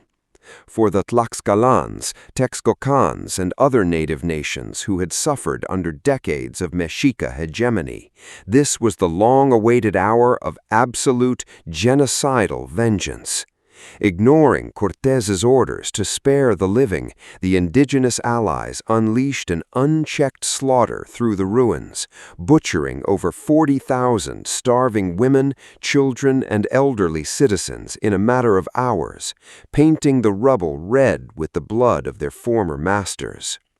Recognizing that the city was lost and attempting to rally resistance in the southern mountain highlands, Cuauhtémoc and his inner circle slipped into a fast 20-man royal cedar canoe, attempting to break through the naval blockade across the lake. But their vessel was intercepted by a Spanish brigantine commanded by Capitán García Holguín, whose crossbowmen leveled their weapons at the royal boat. Rather than allowing his companions to be shot, the 25-year-old emperor stood tall in the prow, dropped his weapons, and surrendered, requesting only that his wife and entourage be treated with royal honor. Brought before Hernán Cortés on a rooftop terrace overlooking the burning ruins of Tlatelolco, Cuauhtémoc stood with unyielding aristocratic poise. Looking the conquistador in the eyes, the fallen emperor placed his hand on the hilt of the Spanish dagger hanging from Cortés's belt and delivered the tragic, unforgettable epitaph of his civilization. I have done everything within my power to defend my people, my kingdom, and my gods, and to deliver them from your hands. My efforts have failed, and since I am now your prisoner, take this dagger, strike it into my chest, and kill me with it. Cortés, understanding the immense symbolic value of keeping the young king alive as a political captive, refused to execute him on the spot. But Cuauhtémoc's tragedy was far from over. Within months, Spanish captains, consumed by fury over the missing gold that had sunk to the bottom of the lake during the Night of Sorrows, tied Cuauhtémoc to a post, soaked his bare feet in boiling oil, and set them on fire in a brutal interrogation chamber. The emperor endured the agony in stony silence, uttering only his famous rebuke to a fellow weeping lord. Am I perhaps in some delightful bath? Cuauhtémoc would ultimately be dragged along Cortés's grueling expedition to Honduras 5 years later, where, in 1525, he was falsely accused of conspiracy and hung from a ceiba tree in the depths of the jungle, extinguishing the final royal line of the Mexica kings forever. In the days following August 13, the stench of decomposing flesh in Tenochtitlan was so overwhelming and toxic that Cortés was forced to order the total evacuation of the island, forbidding anyone from returning for 3 days while fires burned through the ruins. Over the following decades, the Spanish crown dismantled what remained of the indigenous world. The great dual pyramid of the Templo Major was systematically quarried for stone, its sacred basalt blocks dragged across the blood-stained plaza to construct the massive foundations of the Mexico City Metropolitan Cathedral, burying the cosmic center of the fifth sun beneath the cross of the Christian conquerors. The intricate lake system engineered by Nezahualcóyotl was systematically drained over centuries of colonial development, transforming a shimmering, floating aquatic Venice into the dry, sun-baked mountain basin of modern Mexico City. Yet, the Mexica did not simply vanish into the pages of forgotten antiquity. Their language, their profound agricultural innovations, their culinary traditions, and their indomitable cultural spirit survived, permanently weaving themselves into the fabric of modern Mexico and the broader world. As an anonymous Nahua poet penned on bark paper in the immediate aftermath of the conquest, capturing the sorrow of a dying world in the monumental Cantares Mexicanos, broken spears lie in the roads. We have torn our hair in our grief. The houses are without roofs. Their walls are red with blood. Water has turned to blood. Our only inheritance is a net of holes. Thank you for joining us on this monumental 10-part historical journey through the epic rise, golden age, and tragic fall of the Mexica Empire. Producing deep, rigorously researched feature-length documentary series like this requires immense dedication and meticulous historical work. If you value this style of unfiltered, uncompromising storytelling that brings the ancient world to life, please take a moment right now to hit that subscribe button, leave a like, and click the notification bell so you never miss our upcoming documentary epics. Drop a comment below sharing your thoughts on the fall of Tenochtitlan. Share this video with fellow history enthusiasts, and thank you for supporting independent historical documentaries.